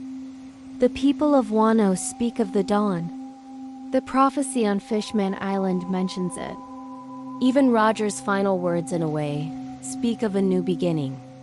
The dawn is metaphor for liberation, for truth revealed, for freedom restored. If the D stands for dawn, then every bearer of it is a promise. But there are other theories. Some believe the D stands for destiny, that those who carry it are bound to a particular fate. Not a fate that removes their free will, but a destiny in the sense of purpose. They are destined to challenge the gods. Destined to disrupt the status quo. Destined to carry forward the will of the ancient kingdom. This interpretation makes the D less about what they will do and more about what they are meant to do. It suggests that history has a direction, a purpose, and that bearers of D are the instruments through which that purpose is realized. They may not know they are fulfilling destiny. They may think they are simply making personal choices. But their nature ensures that those choices align with a larger pattern, a cosmic plan that has been unfolding for 800 years. Others suggest the D stands for dream, that it represents the power of dreams to shape reality. This interpretation is particularly popular because of how much emphasis One Piece places on dreams. Roger had a dream. Luffy has a dream. Every bearer of D seems to carry dreams that are impossible, unrealistic, too large for any individual to achieve. And yet they pursue these dreams anyway. They refuse to let anyone tell them their dreams are impossible. They reshape the world through sheer determination to make their dreams real. If the D stands for dream, then it represents the idea that dreams are not fantasies to be outgrown, but forces that can change reality. That believing in something impossible is the first step toward making it possible. Some theorists have proposed that the D stands for democracy, that the ancient kingdom was a democratic society where power was shared and rulers were chosen rather than born.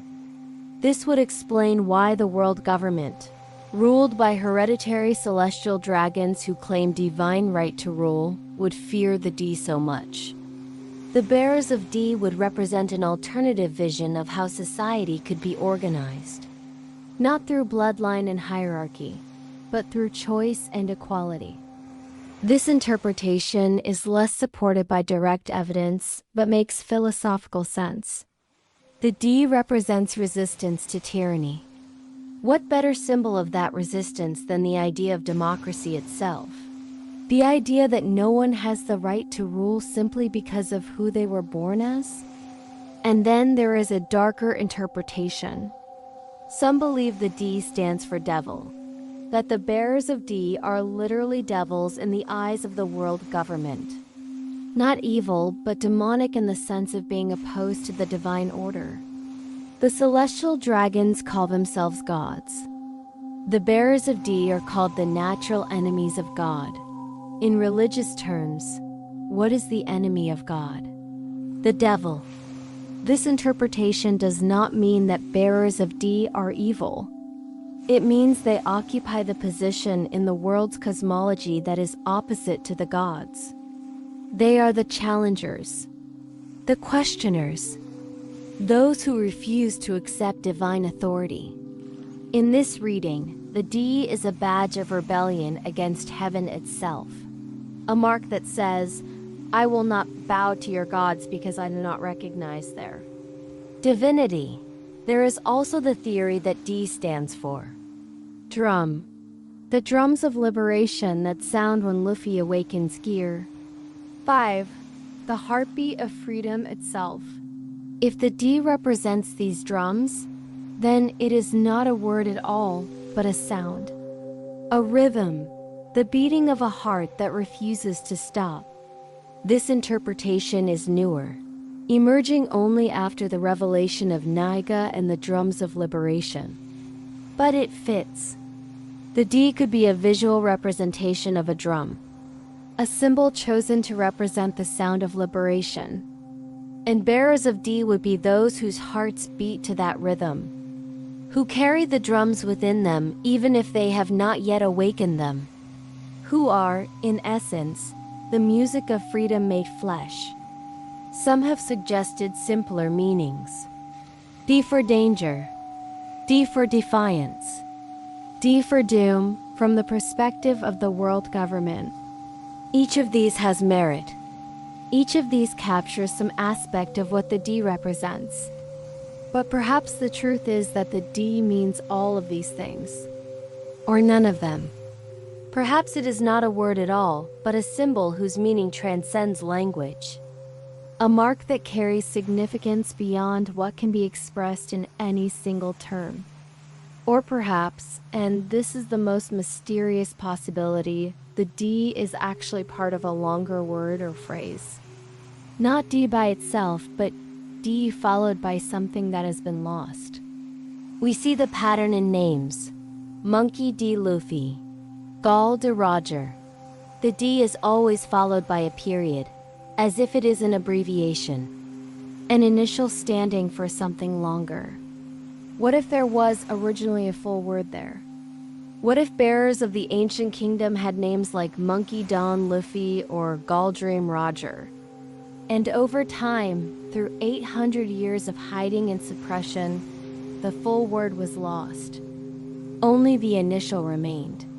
The D preserved as a marker, even though no one remembers what it originally abbreviated. This possibility is tantalizing because it suggests that the true meaning of the D is something that has been forgotten even by those who carry it. That the original bearers knew what the D stood for, but over generations of persecution and hiding, that knowledge was lost. Only the letter itself survived, passed down through families who knew it was important, but no longer knew why. This would make the journey to Laugh Tale even more significant, because learning the truth of the Void Century would include learning what the D originally meant. Recovering not just history, but identity. Understanding at last what the letter in your name actually represents. But regardless of which interpretation is correct, regardless of whether the D stands for a single thing or multiple things or something that cannot be captured in words, one thing is certain. The D represents something that the world government fears. Something powerful enough to threaten their 800-year rule. Something that has survived every attempt to eliminate it. The exact meaning might be debatable, but the significance is not. The D is important. The bearers of D are dangerous. And whatever the D stands for, it is something that will eventually bring about change. The dawn, the destiny, the dream, the democracy, the defiance, the drums. All of these are coming. All of these are inevitable. All of these are carried forward by those who bear the D. The interpretations differ. The theories conflict. The exact meaning remains mysterious. But the direction is clear. The D, whatever it stands for, points toward the same destination. Toward freedom. Toward truth. Toward the end of the world government's control. Toward the revelation of what was hidden. Toward the completion of what was started 800 years ago. The D is a compass. And no matter how you interpret it, no matter which meaning you assign to it, the compass always points in the same direction. Toward the future. Toward change. Toward the moment when everything that has been building for 8 centuries finale arrives. The dawn that has not come yet. But that approaches nonetheless.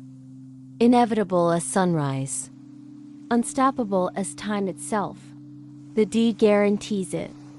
Whatever the D means, it means that change is coming.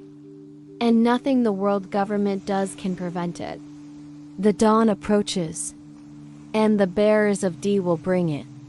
There is one among the bearers of D who seems different from the others. Not because he lacks their characteristics, but because he possesses all of them, amplified, concentrated, expressed, so purely that he seems less like a person and more like the embodiment of what the D represents. He does not seek to carry the will of the D, he simply does it, naturally, unconsciously, as if carrying. The will is not a choice for him, but simply what he is.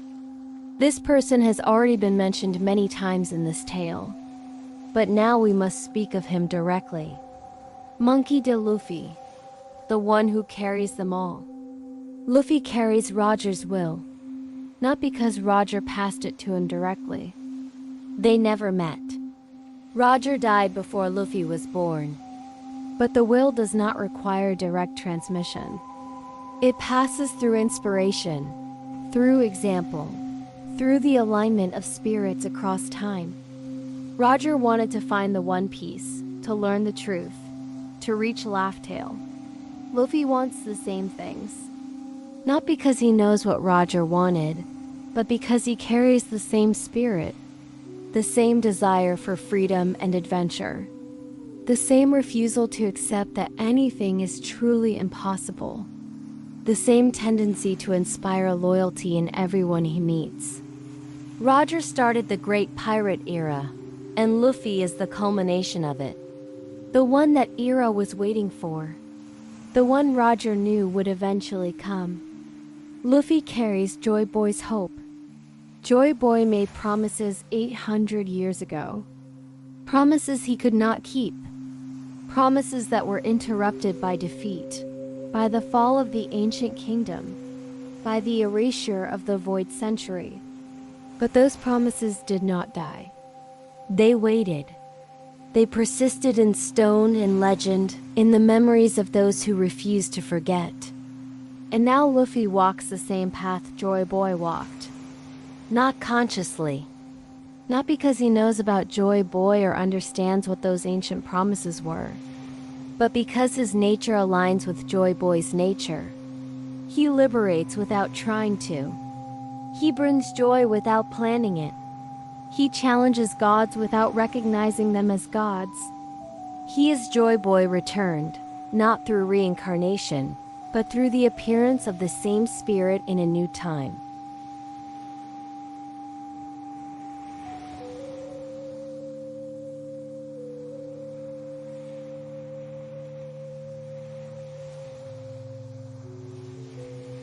Luffy carries Ace's dream. Ace wanted to know if his life had meaning, if he deserved to exist despite being Roger's son, if he was loved. Ace found the answer before he died. Yes, his life mattered. Yes, he was loved. And he died at peace, smiling, having lived fully and died protecting his brother. Luffy carries Ace's dream forward by living, by refusing to let Ace's death be meaningless, by becoming stronger so that he never loses anyone important again, by pursuing the same goals Ace pursued, the same freedom Ace sought. Ace's dream did not die with him.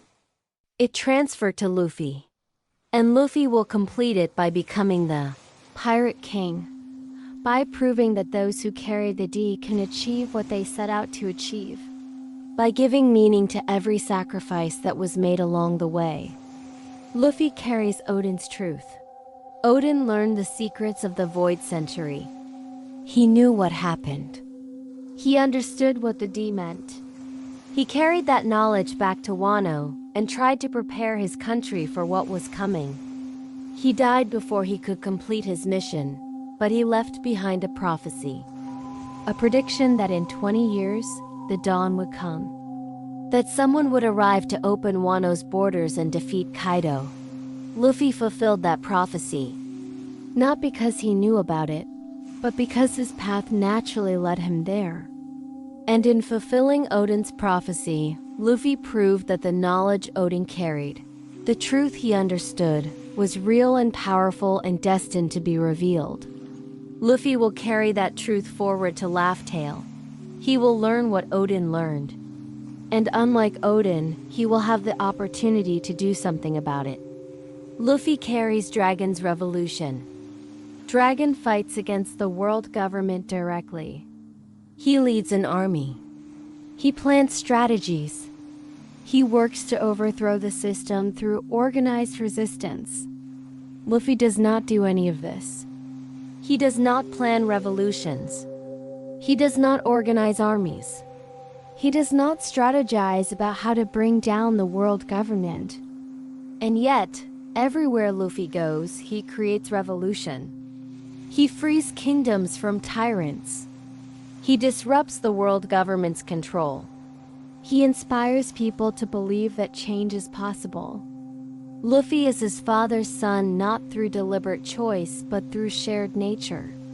Dragon's revolution is planned and purposeful. Luffy's revolution is spontaneous and unconscious. But they are both working toward the same goal. And when they finally meet, when father and son stand together, the revolution will be unstoppable. Luffy carries Garp's justice. Garp serves the Marines, but he does so on his own terms. He refuses to compromise his own sense of right and wrong even when ordered to. He protects those he cares about even when doing so contradicts his duty. Luffy does not serve the Marines, but he shares his grandfather's sense of justice. The belief that what is right matters more than what is lawful. That protecting those who need protection is more important than following orders. That strength should be used to help others, not to dominate them. Garp could never quite F it into the Marines, despite spending his life serving them. Luffy does not even try to F it into any system, but they share the same fundamental values. They just express them differently. Luffy carries Law's curiosity. Law wants to understand the D, wants to know what it means and why he carries it. Luffy does not care about such things. He does not wonder about the meaning of the D. He does not research the Void Century. He does not try to understand the deeper mysteries of the world. And yet, Luffy is on a path that will eventually answer all of Law's questions. Because Luffy will reach Laugh Tale. He will learn the truth. He will understand what the D means. Not because he seeks that understanding, but because understanding is waiting at the destination he naturally pursues. Luffy carries Law's curiosity fulfilled. The answers that Law seeks through study, Luffy will stumble upon through adventure. Luffy even carries something of Blackbeard's ambition. The desire to reach the top. To become the Pirate King. To possess the One Piece. But where Blackbeard's ambition is selfish, Luffy's is not. Blackbeard wants power for its own sake. Luffy wants freedom. The freedom to sail wherever he wants, do whatever he wants, live however he wants. Becoming Pirate King is not about ruling others. It is about being the most free person in the world. This difference in motivation creates opposite characters, but they are moving toward the same destination. And when they meet there, when Luffy and Blackbeard finally face each other at the end of their journeys, it will decide not just who becomes Pirate King, but what the Pirate King represents. Freedom or domination. Liberation or tyranny. The true will of the D or its corruption. But Luffy is not just a compilation of other people's wills. He is his own person. He has his own dream, his own goals, his own unique way of being in the world. What makes Luffy special is not that he carries everyone else's dreams. It is that he carries them naturally, without trying, without even knowing he is doing it. Luffy does not set out to fulfill Roger's will or Joy Boy's hope or Ace's dream. He simply lives according to his own nature, and his nature happens to align with all of theirs. This is not coincidence. This is what it means to be a true bearer of the D, to embody the will so completely that you do not need to think about it. It is simply who you are. The world has been waiting for someone like Luffy, waiting for 800 years.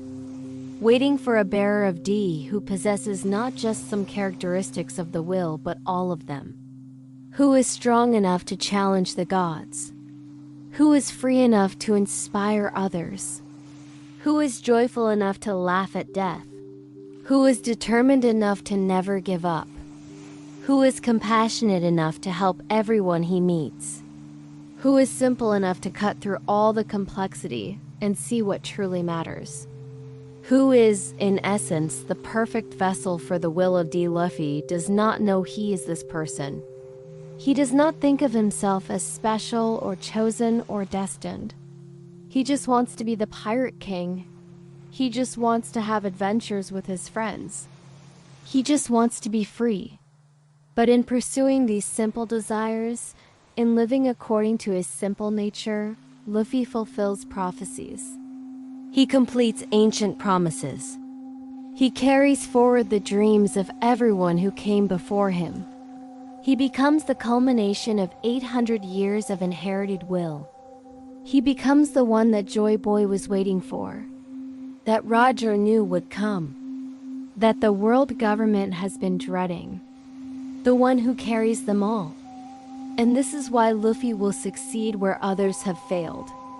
Not because he is the strongest, though he is becoming incredibly powerful. Not because he is the smartest, because he certainly is not. But because he carries the complete will of the D, undiluted, uncompromised, pure. He does not question it. He does not analyze it. He does not try to understand it. He simply lives it. And in living it, he becomes the force that will finally bring the dawn. That will finally reveal the truth. That will finally complete what was started in the Void Century. That will finally bring about the liberation that the bearers of D have been working toward for 8 centuries. The world waits. The prophecies point to this moment. The pieces are falling into place. Luffy approaches Laugh Tale. He gathers allies. He challenges the world government. He awakens Gear 5 and hears the drums of liberation. Everything is aligning. And when the moment arrives, when Luffy stands at the center of the final war and the truth is finally revealed, it will not be because Luffy planned it. It will be because Luffy is who he is. Because he carries the will. All of it. Every aspect. Every characteristic. Every dream and hope and promise and revolution. The one who carries them all. Monkey D. Luffy, the bringer of dawn. The future Pirate King. The successor to Joy Boy. The natural enemy of God. The one the world has been waiting for. And he does not even know it. Which is exactly why he is perfect for the role. And so we come to the end of our journey through the will of D. We have traveled from the Void Century to the present day. From the fall of the ancient kingdom to the rise of those who carry its legacy. From the first bearers of D to the one who will finally complete their mission. We have explored what the D means, where it comes from, how it manifests, why it persists. We have seen how it appears in different people, drives them toward different goals, creates different paths that all lead toward the same destination. We have witnessed the smile before death, the laughter in the face of gods, the refusal to bow that defines those who carry this mysterious letter. But perhaps the most important thing we have learned is this: the will never dies. People die. Kingdoms fall. Empires crumble to dust. History is erased and rewritten. But the will, the ancient kingdom fell 800 years ago. Every building destroyed. Every citizen scattered or killed. Every record erased. The world government tried to eliminate every trace of what that kingdom represented. And they failed. Because the kingdom was not just buildings and people and records. The kingdom was an idea. The idea that freedom matters. That knowledge should be shared. That no one has the right to rule as a god. That idea survived in the bearers of D, in their blood, yes, but more importantly in their spirit. In their nature. In their inability to be anything other than what they are. For 800 years, that idea has persisted. It has been suppressed, hunted, feared. The world, government has executed countless bearers of D, has monitored families that carry the name, has tried through every means available to eliminate this threat to their power. And every attempt has failed. Because you cannot kill an idea by killing the people who carry it. The idea simply finds new carriers. It spreads to those who witness the executions and see the smile. It infects those who hear the stories of those who refuse to bow. It persists in everyone who has ever looked at the world government has created and thought, there must be another way. This is the power of the D, not the physical strength of its bearers, though many of them are powerful. Not the political influence they wield, though some of them lead revolutions. The power of the D is its persistence. Its refusal to die. Its ability to pass from person to person, generation to generation, century to century, always changing form but never losing its essential nature. The will is like water. It finds a way through any obstacle, around any barrier, over any wall.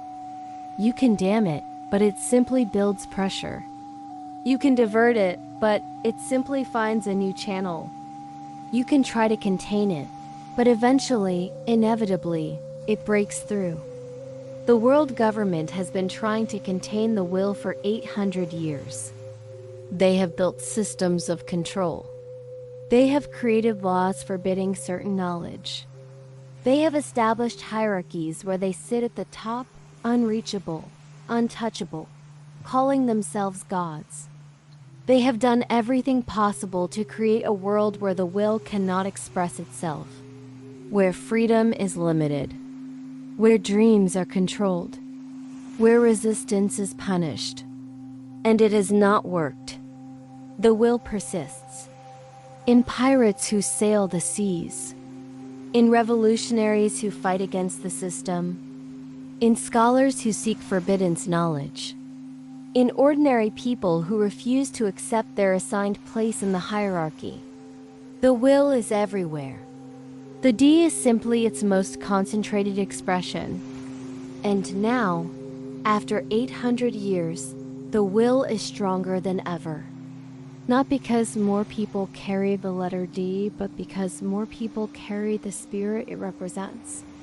The great pirate era that Roger started brought freedom seeking to the masses.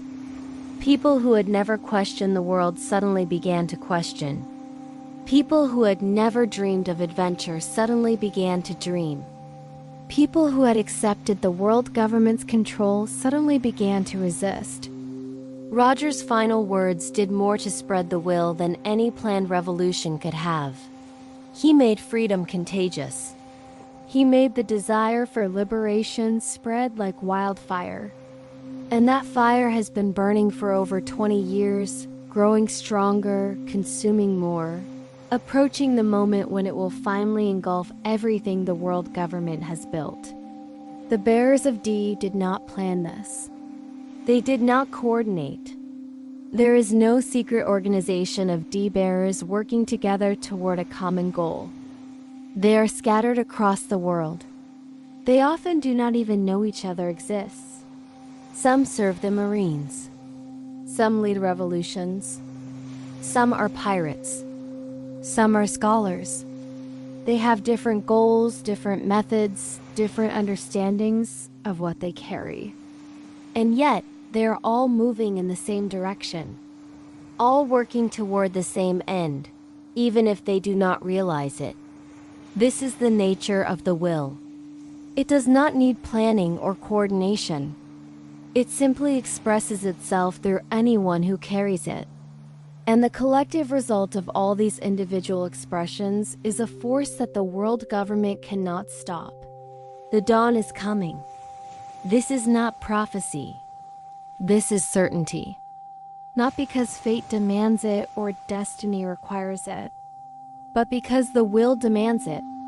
Because after 800 years of darkness, the accumulated force of countless individual wills, all oriented toward freedom, has become unstoppable. The world government can delay it.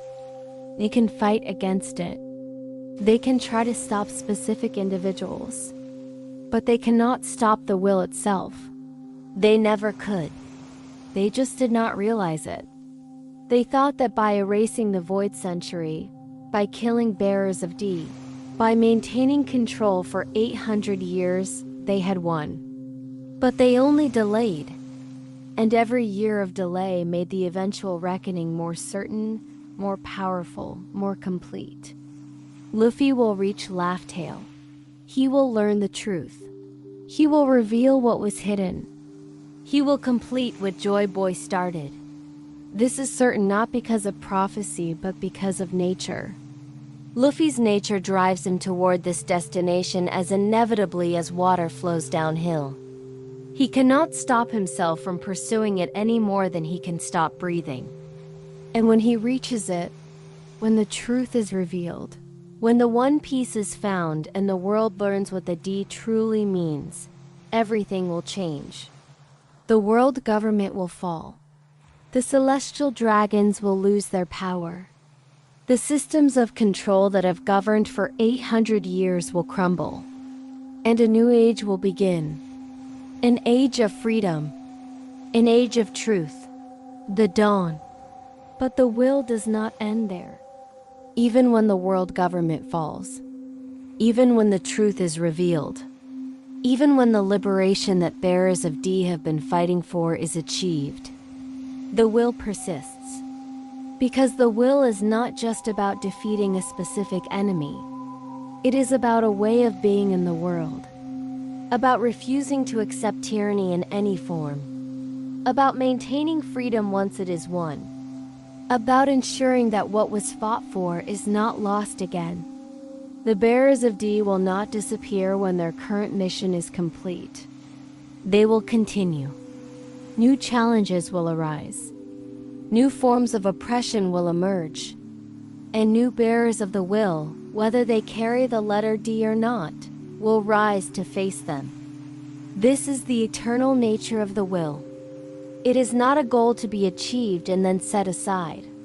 It is a constant orientation toward freedom, a permanent refusal to accept tyranny, a continuous expression of the human spirit's desire to be free. The D represents this will in its most concentrated form. But the will itself exists in everyone who has ever looked at injustice and felt compelled to fight it. In everyone who has ever been told they cannot do something and done it anyway. In everyone who has ever laughed at death because they knew that what they believed in would survive them. People die. Luffy will die someday. Every current bearer of D will eventually pass on. But the will they carry will not die with them. It will pass to others. To their children, perhaps. To those they inspire, certainly. To anyone who witnesses their lives and understands what they represent. The will has survived 800 years. It will survive 800 more. 8,000 more. As long as humanity exists, as long as there is oppression to fight and freedom to pursue and dreams to chase, the will persists. The D is simply its name, its marker, its way of making itself visible to those who understand. But the will itself is eternal. So let us close this tale with the same certainty that opens it. There exists a letter the world fears. A letter that marks those who carry an inherited will.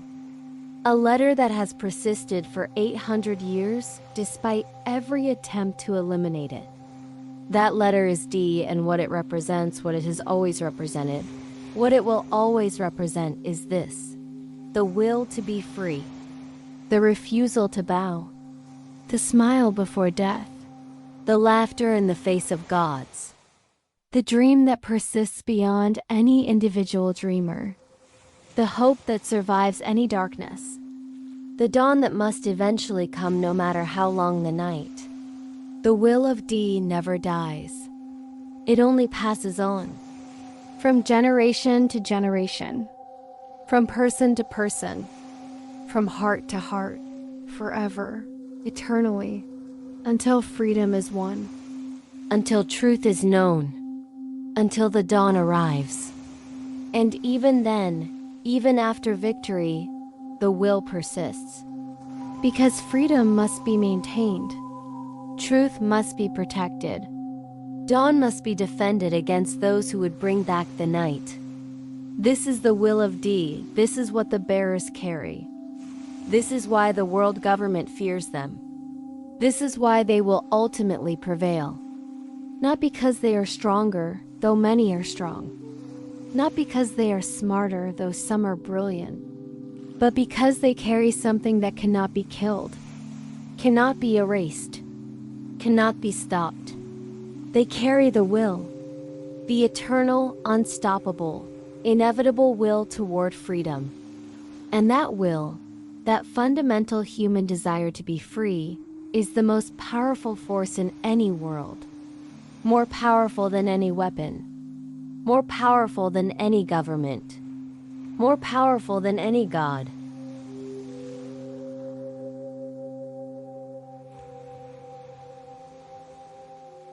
Joy Boy made a promise to the mermaid princess. A promise that he could not keep. For 800 years, that promise has waited. Generation after generation of mermaid princesses have been born, have lived their lives, and have died without seeing the promise fulfilled. Generation after generation of fishmen and merfolk have passed the story down, have believed in it, have hoped for it, even though hope seemed increasingly foolish as centuries passed without any sign of fulfillment. This is the weight of an unfulfilled promise. It becomes heavier with time, not lighter. Each passing year adds more waiting, more disappointment, more reason to give up hope. And yet, Fishman Island never gave up. They maintained their faith in Joy Boy's promise for 800 years. 800 years. Think about how long that is.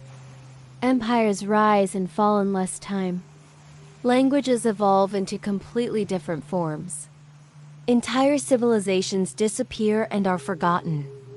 But this one promise, this one commitment made by someone who has been dead for centuries, persisted. Why? What makes a promise so powerful that it can survive 800 years? The answer lies in what the promise represents. Joy Boy's promise to Fishman Island was not just about raising an island to the surface. It was about dignity, about equality, about the idea that fishmen and merfolk deserve to live in the sunlight, to be part of the surface world, to be treated as equals by humans. That idea, that dream of equality is worth waiting for. It's worth believing in even when belief seems foolish. Because the alternative is to accept oppression, to accept second-class status, to accept that things will never change. And that is something the people of Fishman Island have refused to do. This is the nature of Joy Boy's promises. They are not personal commitments that die when he dies. They are commitments to ideas, to principles, to visions of how the world should be. And ideas do not die. They cannot be killed. They persist as long as someone remembers them, believes in them, carries them forward. Joy Boy's promise survived because the people of Fishman Island refused to let it die. They kept it alive through their faith, through their hope, through their refusal to give up on the dream of equality. And in doing so, they ensured that when Joy Boy's successor finally arrived, the promise would still be waiting to be fulfilled. Luffy does not know about Joy Boy's promise yet. He has been to Fishman Island. He has saved it from destruction. He has declared it his territory. But he does not know about the ancient promise, about the Poneglyph, about what Joy Boy committed to 800 years ago. And yet, Luffy has already started fulfilling that promise in his own way. By protecting Fishman Island, by befriending its people, by treating fishmen and merfolk as equals, as friends, as people worthy of respect and protection. Luffy embodies the spirit of Joy Boy's promise even without knowing the promise exists. Because the promise was never just about physically raising an island. It was about raising the status of an entire people, about elevating them from oppression to equality. And that is exactly what Luffy does naturally, without thinking about it, without needing ancient prophecies to guide him. This pattern repeats throughout Luffy's journey. He fulfills Joy Boy's will without knowing what that will is. He walks the same path without a map. He makes the same kinds of promises without knowing about the promises that came before. When Luffy promises something, he means it absolutely. He will die before breaking his word. This is not because Luffy has some special power of promise-keeping. It is because Luffy only promises things that align with his core values. He promises to protect his friends, to achieve his dream, to help those who need help. These are not burdens to him. They are expressions of who he is. And so keeping these promises is not difficult. It is simply living according to his nature. Joy Boy was likely the same way. His promise to Fishman Island was not a burden. It was an expression of his values, of his vision for the world. He wanted to raise Fishman Island because he believed in equality and unity, in breaking down the barriers that separate peoples. The promise was not something external that he took on reluctantly.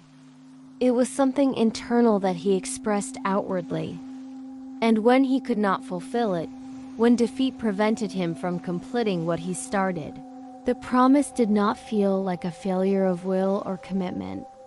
It felt like an interruption, like something temporarily prevented but not permanently abandoned. Because the values behind the promise, the vision that motivated it, those things did not die with Joy Boy. They persisted. They waited. They found a new vessel in Luffy, and this is what makes Joy Boy's legacy so powerful. It is not built on a single person's strength or a single person's life. It is built on principles that transcend any individual. Freedom, joy, equality, liberation. These things are bigger than Joy Boy. They are bigger than Luffy. They are ideas that have existed as long as humanity has existed. Ideas that will continue to exist as long as people can dream of a better world.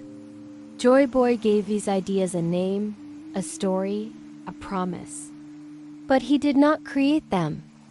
He simply embodied them so perfectly, so completely, that his name became synonymous with them. And now Luffy does the same. When Luffy finally raises Fishman Island to the surface, and he will raise it, it will not be because he learned about an ancient promise and felt obligated to fulfill it. It will be because raising Fishman Island is the right thing to do. Because his friends in Fishman Island deserve to see the sun. Because the discrimination against fishmen in Merfolk is wrong and must be ended. Because that is who Luffy is and what Luffy does.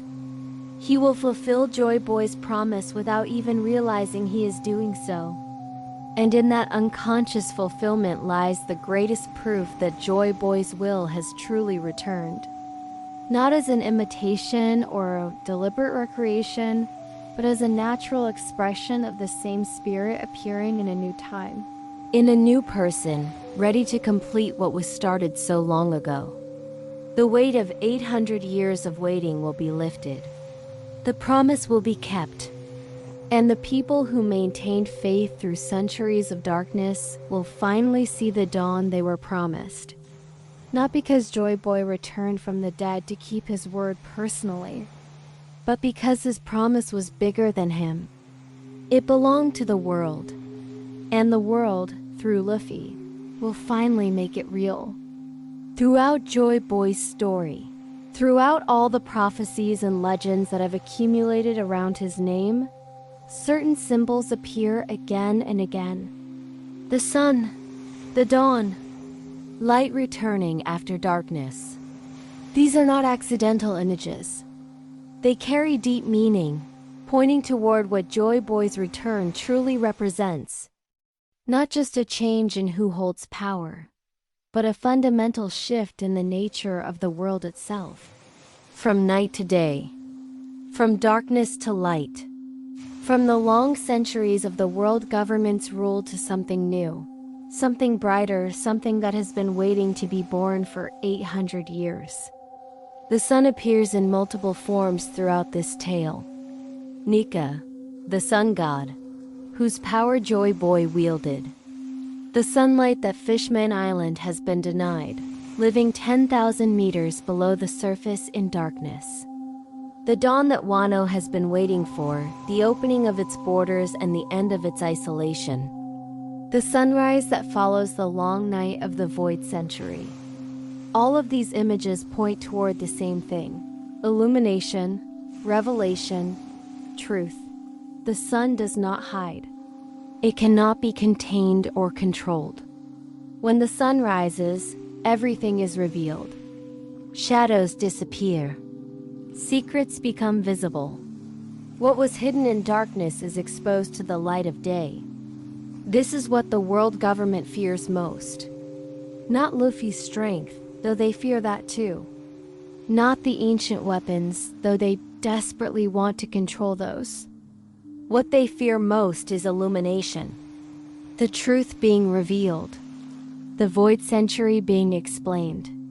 The foundation of their power being exposed to scrutiny. They have ruled through darkness, through keeping people ignorant, through ensuring that certain questions are never asked and certain answers are never found. But darkness cannot last forever. Eventually, inevitably, the sun rises. And when it does, everything changes. The dawn represents a specific moment, the moment when night ends and day begins. It is not instantaneous. Dawn is gradual. The sky lightens slowly. Stars fade one by one. The horizon begins to glow. And then, finally, the sun breaks over the edge of the world and the new day begins. This gradual process mirrors what has been happening in the One Piece world. For 800 years, the world government has maintained its night. But slowly, gradually, cracks have been appearing. People have been questioning. Pirates have been sailing. The poneglyphs have been found. Robin learned to read them. Roger reached Laugh Tale, and now Luffy, carrying Joy Boy's will, moves steadily toward the moment when the sun will finally rise. The prophecies speak of this dawn. They speak of the borders of Wano opening. They speak of the day when the truth will be revealed. They speak of liberation coming to the world. And all of these prophecies point to the same moment. The moment when Joy Boy returns. Not literally returns, but when his will finds its vessel, when someone capable of completing his mission finally appears. That moment has arrived. Luffy is here. The drums of liberation have sounded. The dawn is no longer a distant hope. It is imminent. The sky is already lightening. The first rays of sun are already visible on the horizon.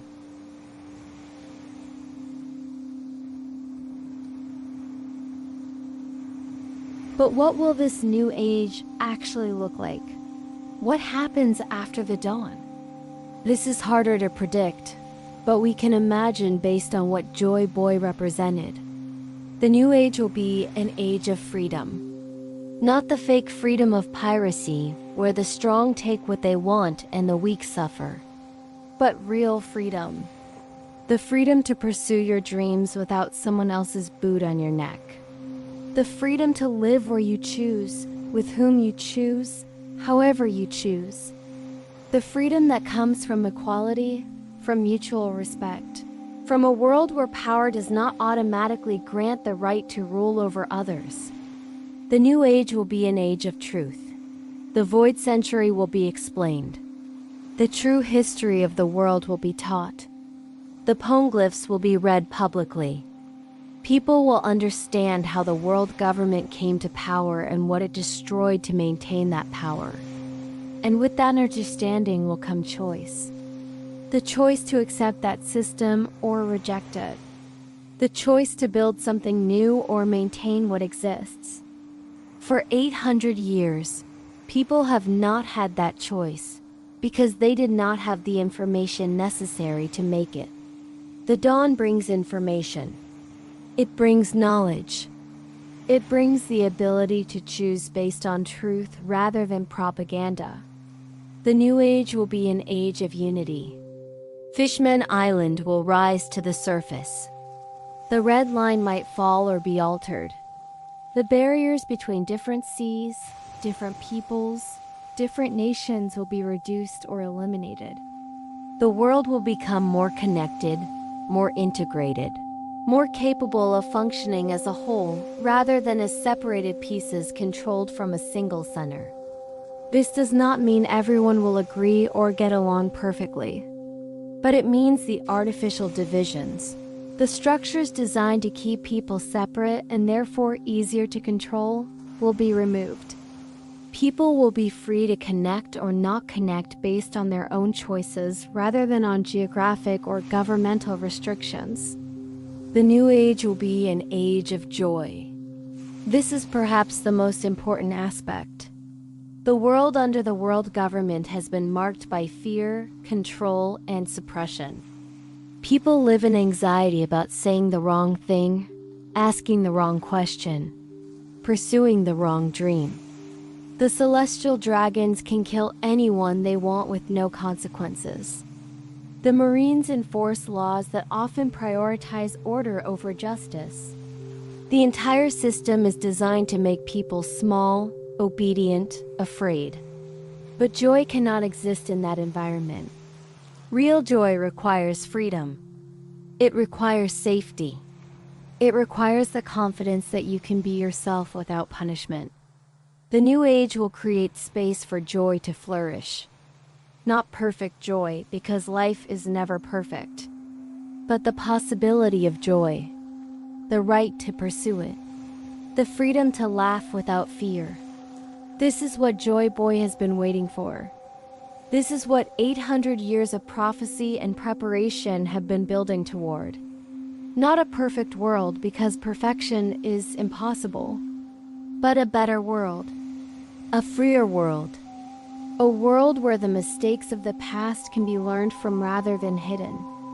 A world where people can choose their own paths rather than having paths chosen for them. A world where the sun shines on everyone equally, not just on those at the top of the red line.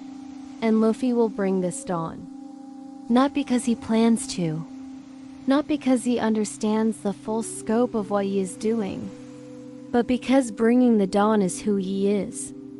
It is what he has always done. Everywhere Luffy goes, he brings light. He brings freedom. He brings joy. He breaks the systems of control that keep people trapped. He challenges the authority that keeps people small. He laughs in the face of those who claim the right to rule. And by doing these things, by simply being himself, he creates space for others to be themselves too. He brings the dawn not as a planned revolutionary act, but as a natural consequence of living according to his nature. The nature he shares with Joy Boy, the nature of liberation itself. And so our journey through the legend of Joy Boy comes to its end, though the story itself continues in the pages of One Piece, continues in the hearts of those who believe in freedom, continues in the eternal struggle between those who would control and those who would liberate. Joy Boy is not just a character in a story. He is an idea that has persisted for 800 years of darkness, waiting for the dawn. We have traveled from the forgotten age of the Void Century to the present day. We have seen how a single person's will can echo through centuries, how a promise made and broken can still inspire hope, how defeat is not the end if the dream survives. Joy Boy lost his war. The ancient kingdom fell. The world government rose to power and erased the truth. By any conventional measure, Joy Boy's story is a tragedy, a tale of failure and loss. But conventional measures do not apply to someone like Joy Boy, because Joy Boy understood something that his enemies did not. That the battle for freedom is not won or lost in a single war. It is an ongoing struggle, passed from generation to generation, always fighting, always hoping, always believing that eventually, someday, the dawn will come. And he was right. 800 years is a long time to wait. A long time to maintain faith. A long time for a promise to remain unfulfilled. But the promise survived. The will survived. The dream of liberation survived. It survived in stones that could not be destroyed. It survived in stories passed down through generations. It survived in the blood of those who carry the will of D. It survived in the prophecies of those who believed the dawn would come. And it survived, most importantly, in the human heart's eternal desire to be free. That desire cannot be killed. It cannot be erased. It can only be suppressed temporarily. And eventually, always, it finds expression again. Luffy is that expression. He is Joy Boy's will made flesh in a new time. He is the answer to 800 years of waiting. He is the fulfillment of ancient prophecies and the keeper of old promises.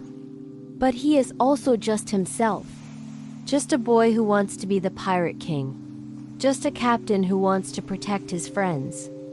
Just a person who cannot stand to see others suffer. He does not carry Joy Boy's will as a burden. He is Joy Boy's will, expressed naturally, unconsciously, perfectly. This is why Zunesha recognized him immediately. This is why the drums of liberation sound when he awakens Gear 5. This is why everything has been building toward this moment. Because the will that Joy Boy carried has finally found another vessel. And this time the timing is right. This time victory is possible. This time the dawn will come. As you drift off to sleep now, as this tale fades into the background of your consciousness, carry with you the knowledge of Joy Boy, the liberator who lost, but whose will never died. The bringer of joy who could not prevent darkness, but whose laughter still echoes through time. The maker of promises who could not keep them, but who ensured that someone, someday, would complete what he started. Joy Boy's story is our story. It is the story of everyone who has ever fought for something they believed in, even when victory seemed impossible. It is the story of everyone who has ever refused to give up, even in the face of overwhelming odds. It is the story of everyone who has ever believed that the world could be better, even when everything suggested otherwise. The will that Joy Boy carried, the will that now lives in Luffy, is the will that lives in all of us.